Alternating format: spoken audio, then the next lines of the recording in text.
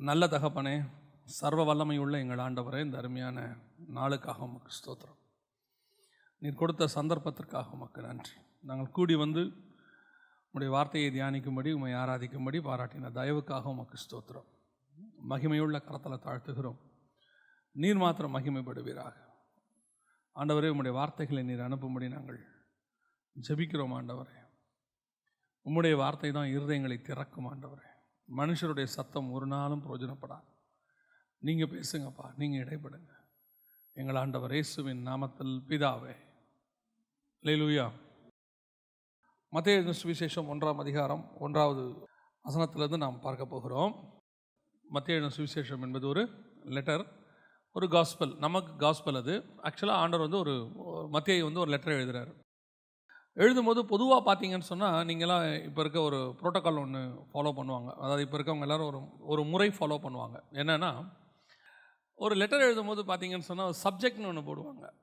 அந்த சப்ஜெக்ட்னா என்ன அப்படின்னா, அந்த லெட்டரை முழுசாக படிக்கிறோமோ இல்லையோ, அந்த லெட்டரை படிக்க வைக்கிறதுக்கான மிக முக்கியமான லைன் அது. அந்த லைனை படிச்சிட்டோம்னா, அந்த யாருக்கு லெட்டர் எழுதணுமோ அவர் என்ன பண்ணுவார், அந்த மைண்ட் செட்டோடு படிப்பார். அதை இதை பேஸ் பண்ணி தான் அந்த லெட்டர் இருக்குது. ரெண்டாவது, அந்த லெட்டரை படிக்கணுமா வேணாமாங்கிறது அந்த லைன் என்ன செஞ்சிடும், டிசைட் பண்ணிடும். ஸோ அந்த சப்ஜெக்ட் ரொம்ப இம்பார்ட்டண்ட். அந்த லெட்டரை படிக்க வைக்கிறதுக்கான மிக முக்கியமான விஷயந்தான் அந்த சப்ஜெக்ட். அப்போது அந்த மெத்தட் தான் ஆண்டவர் ஃபாலோ பண்ணுறாரு. இந்த மத்தேயு எழுதின காஸ்பலை மொத்தம் எழுதுறதுக்கு, இன்னும் சொல்லப்போனால் புதிய ஏற்பாடு மொத்தத்துக்கும் இதுதான் சப்ஜெக்ட். மொத்த புதிய ஏற்பாடும் ஆண்டவர் ஏறக்குறைய ஒரு 430 வருஷம் கழித்து எழுதுகிறார். மல்கியாவுக்கு அப்புறம், மல்கியாவில் ஆவியானவர் நிறுத்தினதுக்கப்புறம் மத்தேயு தான் நமக்கு எழுத ஆரம்பிக்கிறார். அப்படி புஸ்தகம் ஒன்று வரும்போது, நம்ம கையில் கொடுக்கும்போது, இந்த டோட்டல் புக்குக்கும் ஒரு சப்ஜெக்ட் எழுதுகிறார். என்ன எழுதுகிறாரு? ஆபிரகாமின் குமாரனான, தாவீதின் குமாரனாகிய இயேசு கிறிஸ்துவின் வம்ச வரலாறு அப்படின்னு ஒரு சப்ஜெக்டை போட்டுட்டு, அதுக்கு பிறகு இந்த புதிய ஏற்பாடை நமக்கு கொடுக்குறாங்க. அப்படின்னா இந்த லைனில் ஏதோ ஒரு மிக முக்கியமான விஷயம் இருக்குது, சப்ஜெக்டில் ஏதோ ஒன்று இருக்குது. பொதுவாக நாம் ரொம்ப கேஷுவலாக விடுறது இந்த லைனை தான். நம்ம ரொம்ப சர்வசாதாரணமாக படிச்சுட்டு போயிடுவோம், ஓகே ரைட் அப்படின்னு சொல்லிட்டு. ஆனால் இல்லை, இதுக்குள்ளே ஒரு மிக முக்கியமான ஒரு விஷயம் இருக்குது. அதை தான் நாம் இன்றைக்கி பார்க்க போகிறோம்.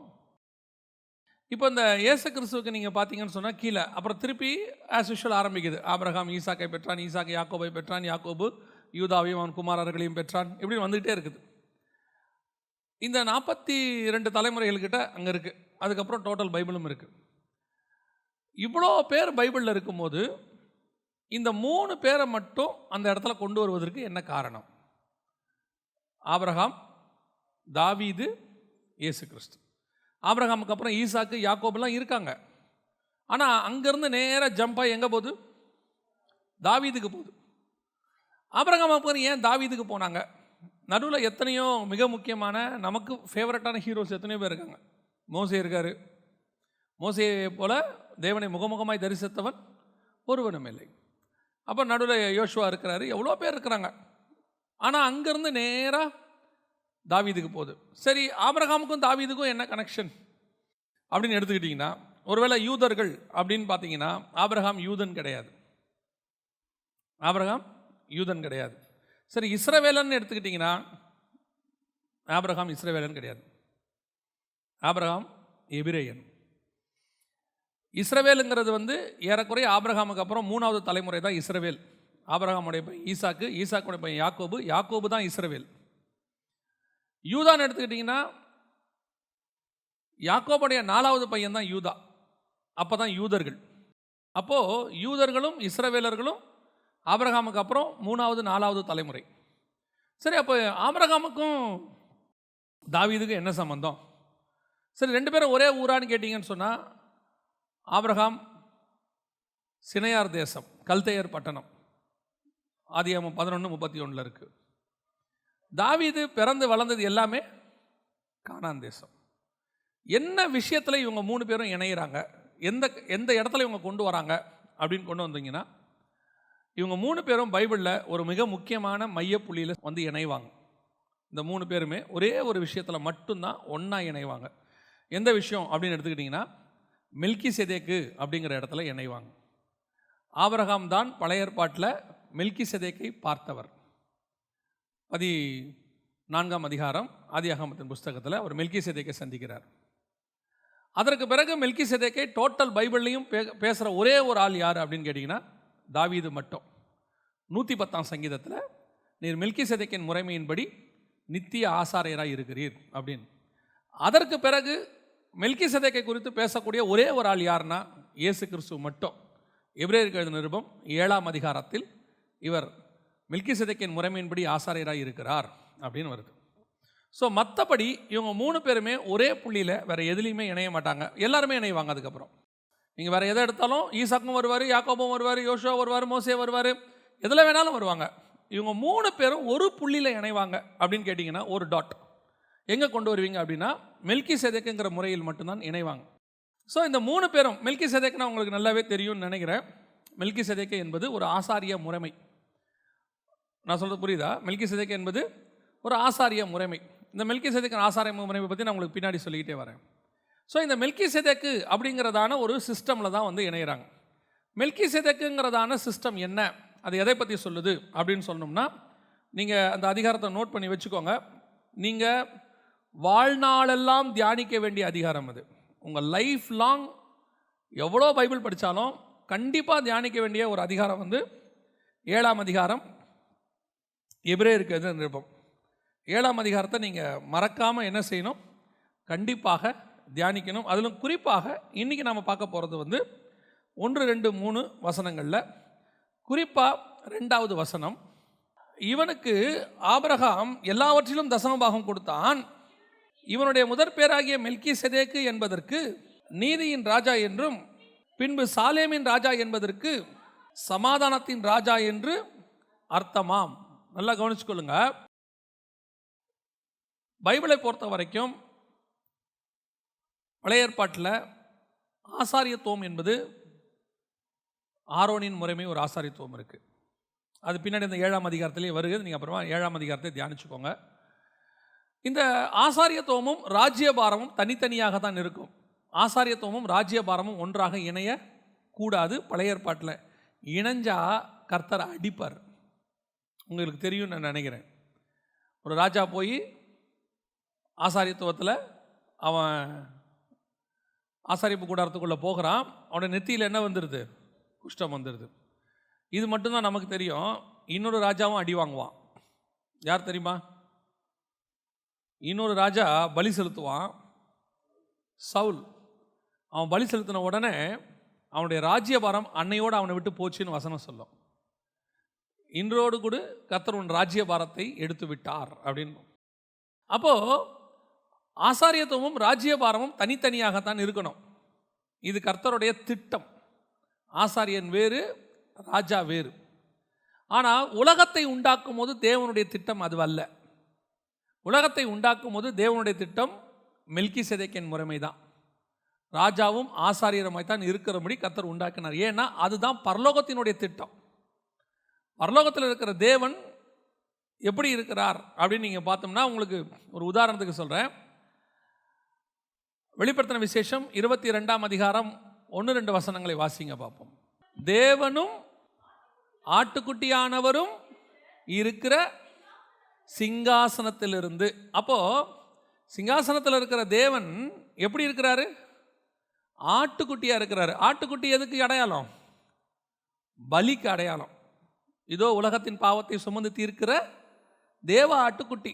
ஆட்டுக்குட்டிங்கிறதே பலிக்காக வந்தது தான். பலிக்கு தான் ஆண்டவர் நிர்ணயிச்சார். அப்போ சிங்காசனத்தில் உட்கார்ந்துருக்கிறவர் எப்படி இருக்கிறாரு? தேவனும் ஆட்டுக்குட்டியும் ஆனவர். அப்போது ஆசாரியத்துவமும் ராஜ்யபாரமும் கலந்தது தான் பரலோகத்தினுடைய ராஜ்யபாரம். இன்னும் சொல்லப்போனால் கர்த்தரை ஆராதிக்கிறவர்கள் எங்கே இருக்கிறாங்க? பரலோகத்தில் இருக்கிறாங்க. இருக்கிறாங்களா இல்லையா?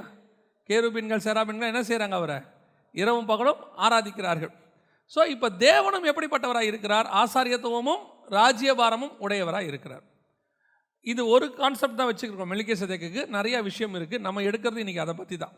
ஸோ இப்போ ஆதாமை படைக்கும் போது தேவ சாயலாகவும் தேவ ரூபத்தின்படியையும் படைத்தார்.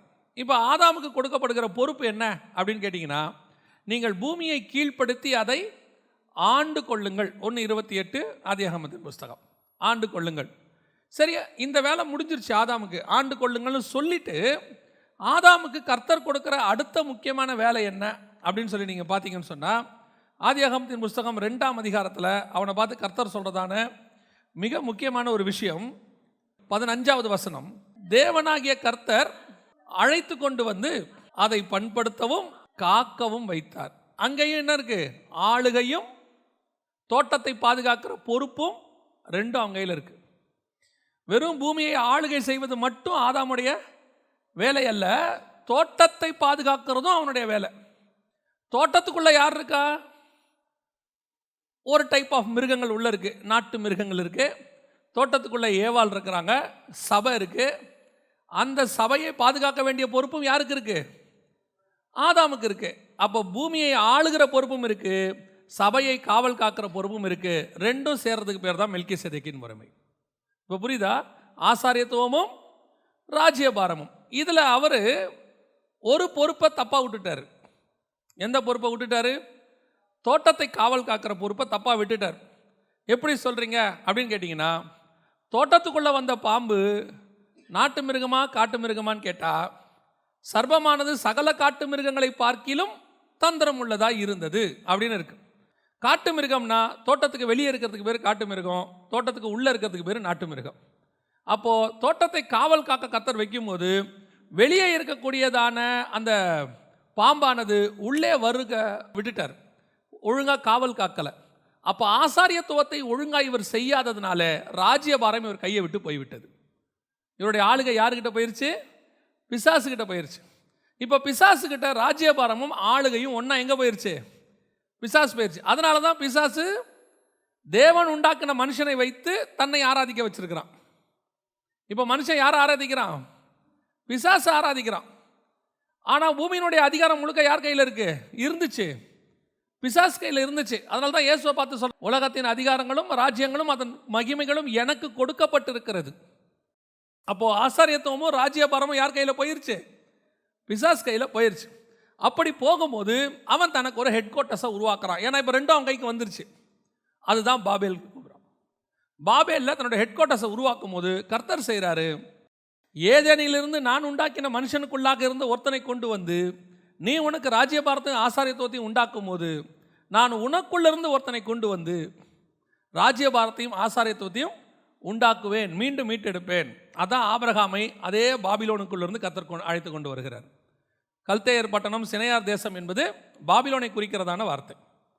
11ஆம் அதிகாரம் 31ஆம் வசனத்தில் என்ன ஆச்சரியம்னா, 11ஆம் அதிகாரம் 1வது வசனத்தில் அவன் ராஜ்யபாரத்தையும் ஆசாரியத்துவத்துக்கு ஹெட் குவார்ட்டர்ஸ் கட்டுறான். இவர் அதே 11ஆம் அதிகாரம் 31வது வசனத்தில் தனக்குரிய ராஜ்யபாரத்தை கொண்டு வரத்துக்கு ஆசாரியத்துவத்தை கொண்டு வரத்துக்கு ஒருத்தனை அதே பாபிலோனுக்குள்ளேருந்து வெளியே கூட்டிகிட்டு வர்றார். அல்லேலூயா. கர்த்தர் ஏதேனில் இருந்த ஒருத்தனை வெளியே கூட்டிகிட்டு போய் பிசாசு தனக்கு ராஜ்யபாரத்தை உண்டாக்கினான், ஆசாரியத்துவத்தை உண்டாக்கினான். இப்போ அவன் உண்டாக்கின ஹெட் குவார்ட்டர்ஸிலிருந்து தனக்கு ஒருத்தனை கர்த்தர் கொண்டு வந்து ராஜ்யபாரத்தையும் ஆசாரியத்தையும் உண்டாக்குறார். இப்போ தான் ஆண்டவர் ஆபிரகாமை கொண்டு வருகிறார். ஸோ இப்போ தான் ஆபிரகாம் உள்ள வரார். இப்போ தான் நம்மளுடைய மெசேஜினுடைய மைய பாயிண்ட்டுக்கு வரும். Very important. ஸோ இப்போ ஆபிரகாம் கையில் மிக முக்கியமான பொறுப்பு கொடுக்கப்படுகிறது. கவனிச்சுக்கொள்ளுங்க, ஆபிரகாம் கையில் மிக முக்கியமான பொறுப்பு கொடுக்கப்படுகிறது. என்ன பொறுப்பு கொடுக்கப்படுகிறது அப்படின்னு கேட்டால், ஒரு மிகப்பெரியதான இழந்து போன சாம்ராஜ்யத்தையும் ஆசாரியத்துவத்தையும் மீட்டெடுக்கிற பொறுப்பு ஆபிரகாம் கையில் கொடுக்கப்படுகிறது. இப்போ ஆபிரகாம் அழைக்கும் போது பூமி 2000 வருஷம் முடிஞ்சிருச்சு. ஆதாம்லேருந்து ஆபிரகாம் வரைக்கும் 2000 இயர்ஸ். நோவா ஜலப்பிரளயம் வரும்போது 1700வது வருஷம், 1650லேருந்து 700வது வருஷத்துக்குள்ள. அடுத்து ஆபிரகாம் ஒரு 200 வருஷத்துக்கு பிறகு தான் ஆபிரகாம் வராரு. ஏறக்குறைய 2000 வருஷம் முடிஞ்சிருச்சு. ஸோ முதல் 2000 வருஷம் பிசாசுடைய கண்ட்ரோலில் பூமி இருந்திருக்கு. இப்போ ஆசாரியத்துவத்தையும் ராஜ்யபாரத்தையும் மீட்டெடுப்பதற்கு கர்த்தர் ஆபிரகாமை அழைக்கிறார். ஆபிரகாமை கொண்டு வரும்போது மிகப்பெரியதான ஹெவன்லி பிளான், பரலோக ராஜ்யத்தினுடைய திட்டம் ஆபிரகாம் மேலே வைக்கப்பட்டிருக்கிறது. ஆனால் கொடுக்கப்படுகிற அழைப்பு சாதாரணமான ஒரு அழைப்பு. நீ புறப்பட்டு நான் காண்பிக்கும் தேசத்துக்கு போ. இவ்வளோதான் விஷயம். இந்த அழைப்பை பார்த்தீங்கன்னா ரொம்ப சர்வசாதாரணமான ஒரு அழைப்பு. நான் காண்பிக்கும் தேசத்துக்கு நீ போ. இப்போ நம்ம சாதாரணன்னு சொல்கிறோம், ஆனால் அது உண்மையில் ஒரு கடினமான ஒரு விஷயம். மனைவியை கூட்டுட்டு முன்ன பின்ன தெரியாத ஊருக்கு ஒரு 3 நாட்டை தள்ளி போனோம். ஈராக்லேருந்து இஸ்ரேலுக்கு வரணும். அவர் பாபிலோன்லேருந்து கானானுக்கு வரணும்னா ஈராக்லேருந்து இஸ்ரேவேலுக்கு அவர் வரணும். நடுவில் சிரியா இருக்குது, அரேபியா இருக்குது, நிறையா இருக்குது, லெபனான் இருக்குது, எல்லாம் கிராஸ் பண்ணி அவர் வரணும். ஸோ இப்போ ஆபிரகாம் மேலே ஹெவன்லி பிளான் ஒன்று இருக்குது. மகா பெரிய திட்டம், 2000 வருஷத்தினுடைய திட்டம், மீட்பின் திட்டம்.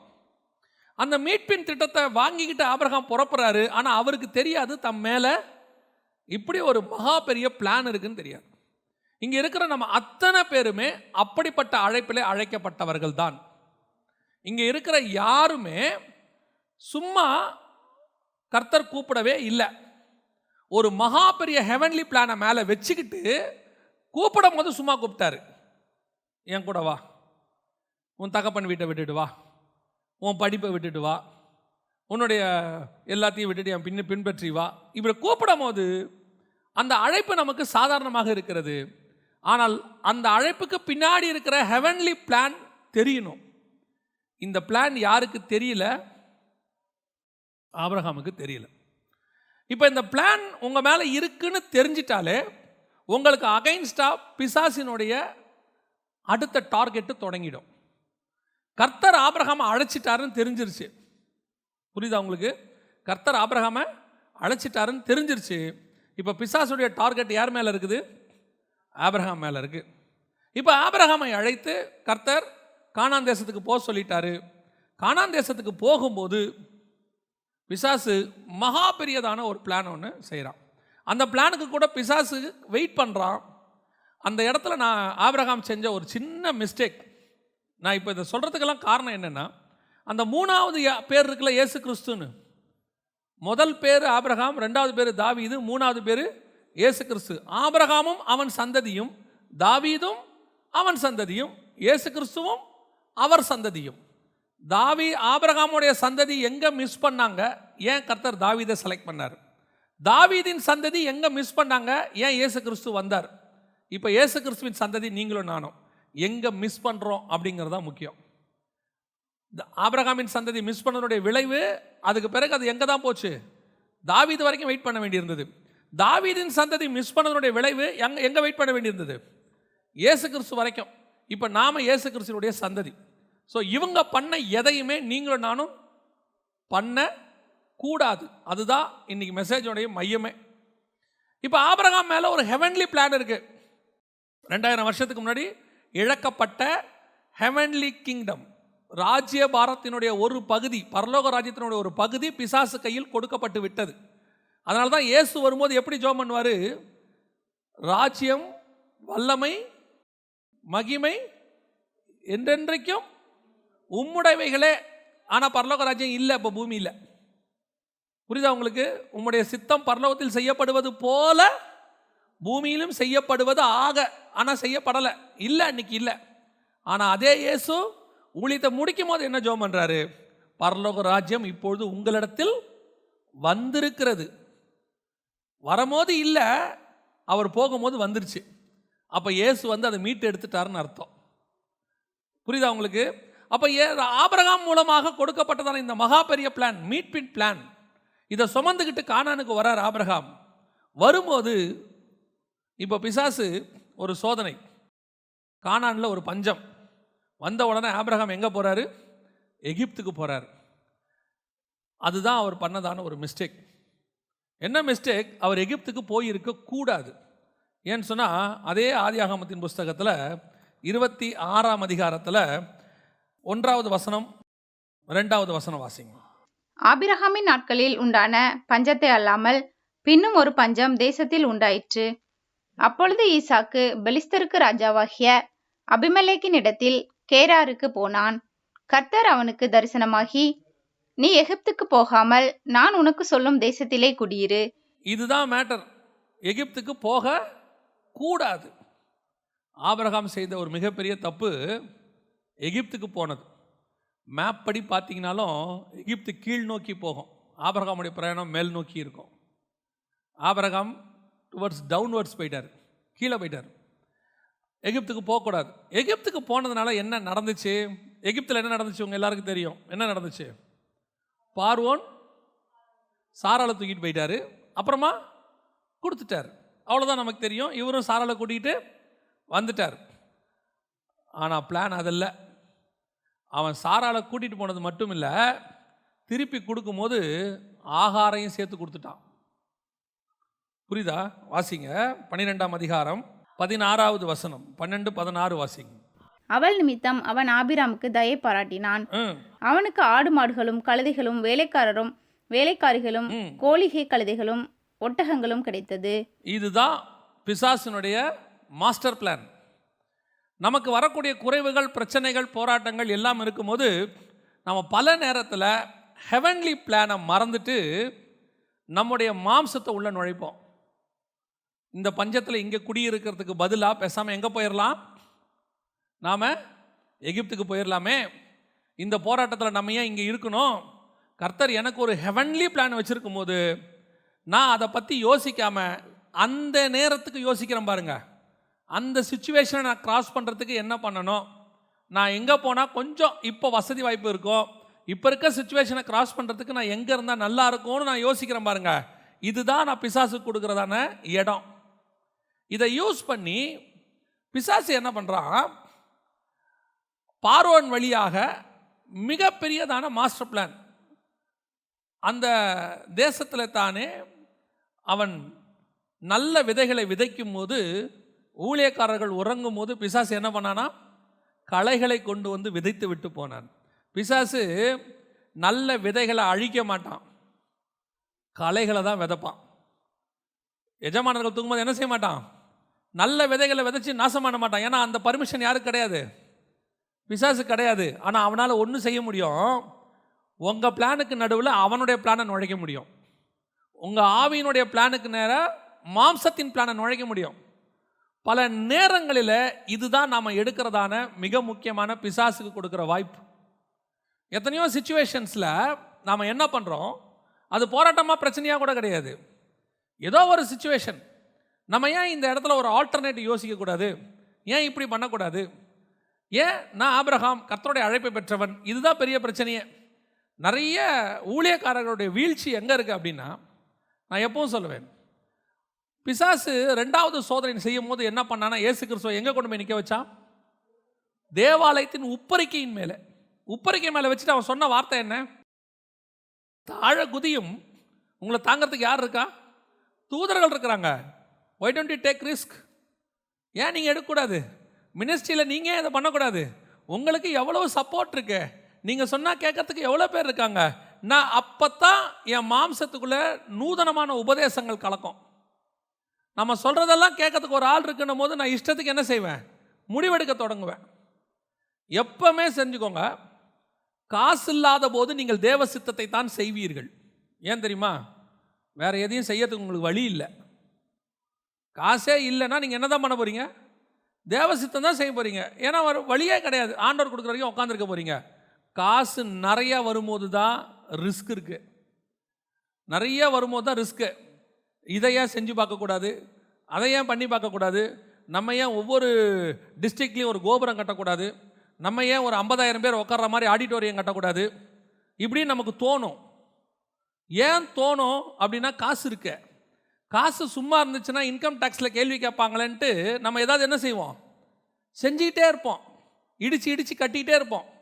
நீங்கள் பார்த்துருக்கீங்களா, மிகப்பெரிய பணக்காரர்கள் ஏதாவது ஒரு ப்ராஜெக்ட் பண்ணிகிட்டே இருப்பான். பண்ணணும், பண்ணாவிட்டால் அவனுக்கு என்ன வரும், அந்த பணத்துக்கான கணக்கு, இன்கம் டேக்ஸு, நிறைய பிரச்சனை வரும். அதனால் அவன் என்ன பண்ணுவான்னா, ஏதாவது ஒரு வேலை பண்ணிகிட்டே இருப்பான். நீங்களும் நான் அப்படி பண்ண முடியாது. நான் செங்கலை எடுத்து வச்சாலும் கர்த்தர் சொன்னால் தான் எடுத்து வைக்கணும், கர்த்தர் சொல்லாவிட்டால் செங்கலை எடுத்து வைக்கக்கூடாது. ஏன்னா உங்கள் மேலே என் மேலே என்ன இருக்குது, ஹெவன்லி பிளான் இருக்குது. என் பிதாவின் சித்தத்தை செய்வதே என் போஜனமாக இருக்குது. அப்படின்னா என்ன அர்த்தம், நான் 3 வேளை சாப்பிட்றது கூட அவர் சொன்னால் தான் சாப்பிடுவேன். அப்போ என் வாழ்க்கையில் நான் செய்கிற எல்லாத்துக்கும் பின்னாடி என்ன இருக்குது, காட்ஸ் வில்லுன்னு ஒன்று இருக்குது. காட்ஸ் வில் இல்லாமல் என் சூழ்நிலைகளை வைத்து நான் முடிவெடுக்க கூடாது. இதான் ஆபிரகாம் பண்ண மிஸ்டேக். இப்போ அவன் என்ன பண்ணான், களைகளை கொண்டு வந்து விதைச்சான். இப்போது மனைவியை எடுத்துக்கிட்டு எல்லாத்தையும் கொடுத்தான். இப்போது பார்வோனுக்கு அறிவு வந்துருச்சு, கர்த்தர் உள்ள புந்து அவனை மாற்றிட்டார். இப்போ பார்வோன் என்ன பண்ணிட்டான், திருப்பி சாரால கொடுத்துட்டான். அப்போது ஆபிரகாம் என்ன பண்ணணும், ஆகாரம் வாங்கிக்கிட்டு பார்வோன் கொடுத்ததை திருப்பி கொடுத்துடணும். இப்போ கர்த்தர் அதை மாற்றிட்டார். ஒய்ஃப் அவன் அமுச்சு விட்டான். இப்போ இவர் என்ன பண்ணணும்? திருப்பி எல்லாத்தையும் கொடுத்துருக்கணும். வசனம் சொல்லுது, 20ஆம் வசனம் வாசிங்க. பார்வோன் அவனை குறித்து தன் மனுஷருக்கு கட்டளை கொடுத்தான். அவர்கள் அவனையும் அவன் மனைவியையும் அவனுக்கு உண்டான எல்லாவற்றையும் அனுப்பிவிட்டார்கள். இங்கே தான் மிஸ்டேக் வந்துச்சு பாருங்க. இப்போ யார் வந்துட்டா கூட? ஆகார் உள்ள வந்துட்டாங்க. இப்போவே தெரிஞ்சிருச்சு பிசாசுக்கு, நம்மால் ஒருத்தன் எதிரி கேம்புக்குள்ளே போயிட்டான். அழைப்பு பெற்ற ஆபிரகாமுடைய கேம்புக்குள்ளே யார் இருக்கா? அப்போ எதிரியோடைய ஒரு ஆள் உள்ளே இருக்கு. அங்கே வச்சு கொஞ்சம் கொஞ்சமாக ஆகாரம் மூவ் பண்ணுறான் பாருங்க. அப்படியே மூவ் பண்ணி எங்கே வரைக்கும் கொண்டாந்துட்டானா, சாரால் வாயால் இந்த அடிமை பெண்ணிடத்தில் சேருங்கிற வரைக்கும் அந்த அம்மாவை கொண்டாந்தான் பாருங்க. அப்போ அது வரைக்கும் அந்த அம்மா எப்படிப்பட்ட அம்மா? அது வரைக்கும் அந்த அம்மா எப்படிப்பட்ட அம்மா? The best. ஆகாரை மாதிரி தி பெஸ்ட்டை நீங்கள் பார்க்கவே முடியாது. ஏன் பார்க்க முடியாது? தன் வாழ்க்கையை தைரியமாய் கொடுக்கக்கூடிய அளவுக்கு அந்த அம்மா இருக்கு இல்லையா? ராகேலுக்கும் லேயாளுக்கும் சண்டையே வாழ்க்கை பிரச்சனை தானே. ஆனால் அதையும் தாண்டி சாரால் நம்புற அளவுக்கு யார் இருக்கா? ஆகார் இருக்காங்க. அப்படின்னா ஆகாரோடைய மூவ் எப்படிப்பட்ட மூவ்? இன்னைக்கு இருக்கிற உளவுத்துறைனா என்ன கண்டுபிடிச்சிடறான், யார் உளவில் இருக்காங்க யார் இருக்காங்கன்ட்டு. ஆகாரங்கிறதான பிசாசினுடைய உளவுத்துறையை யாரால கண்டுபிடிக்க முடியல?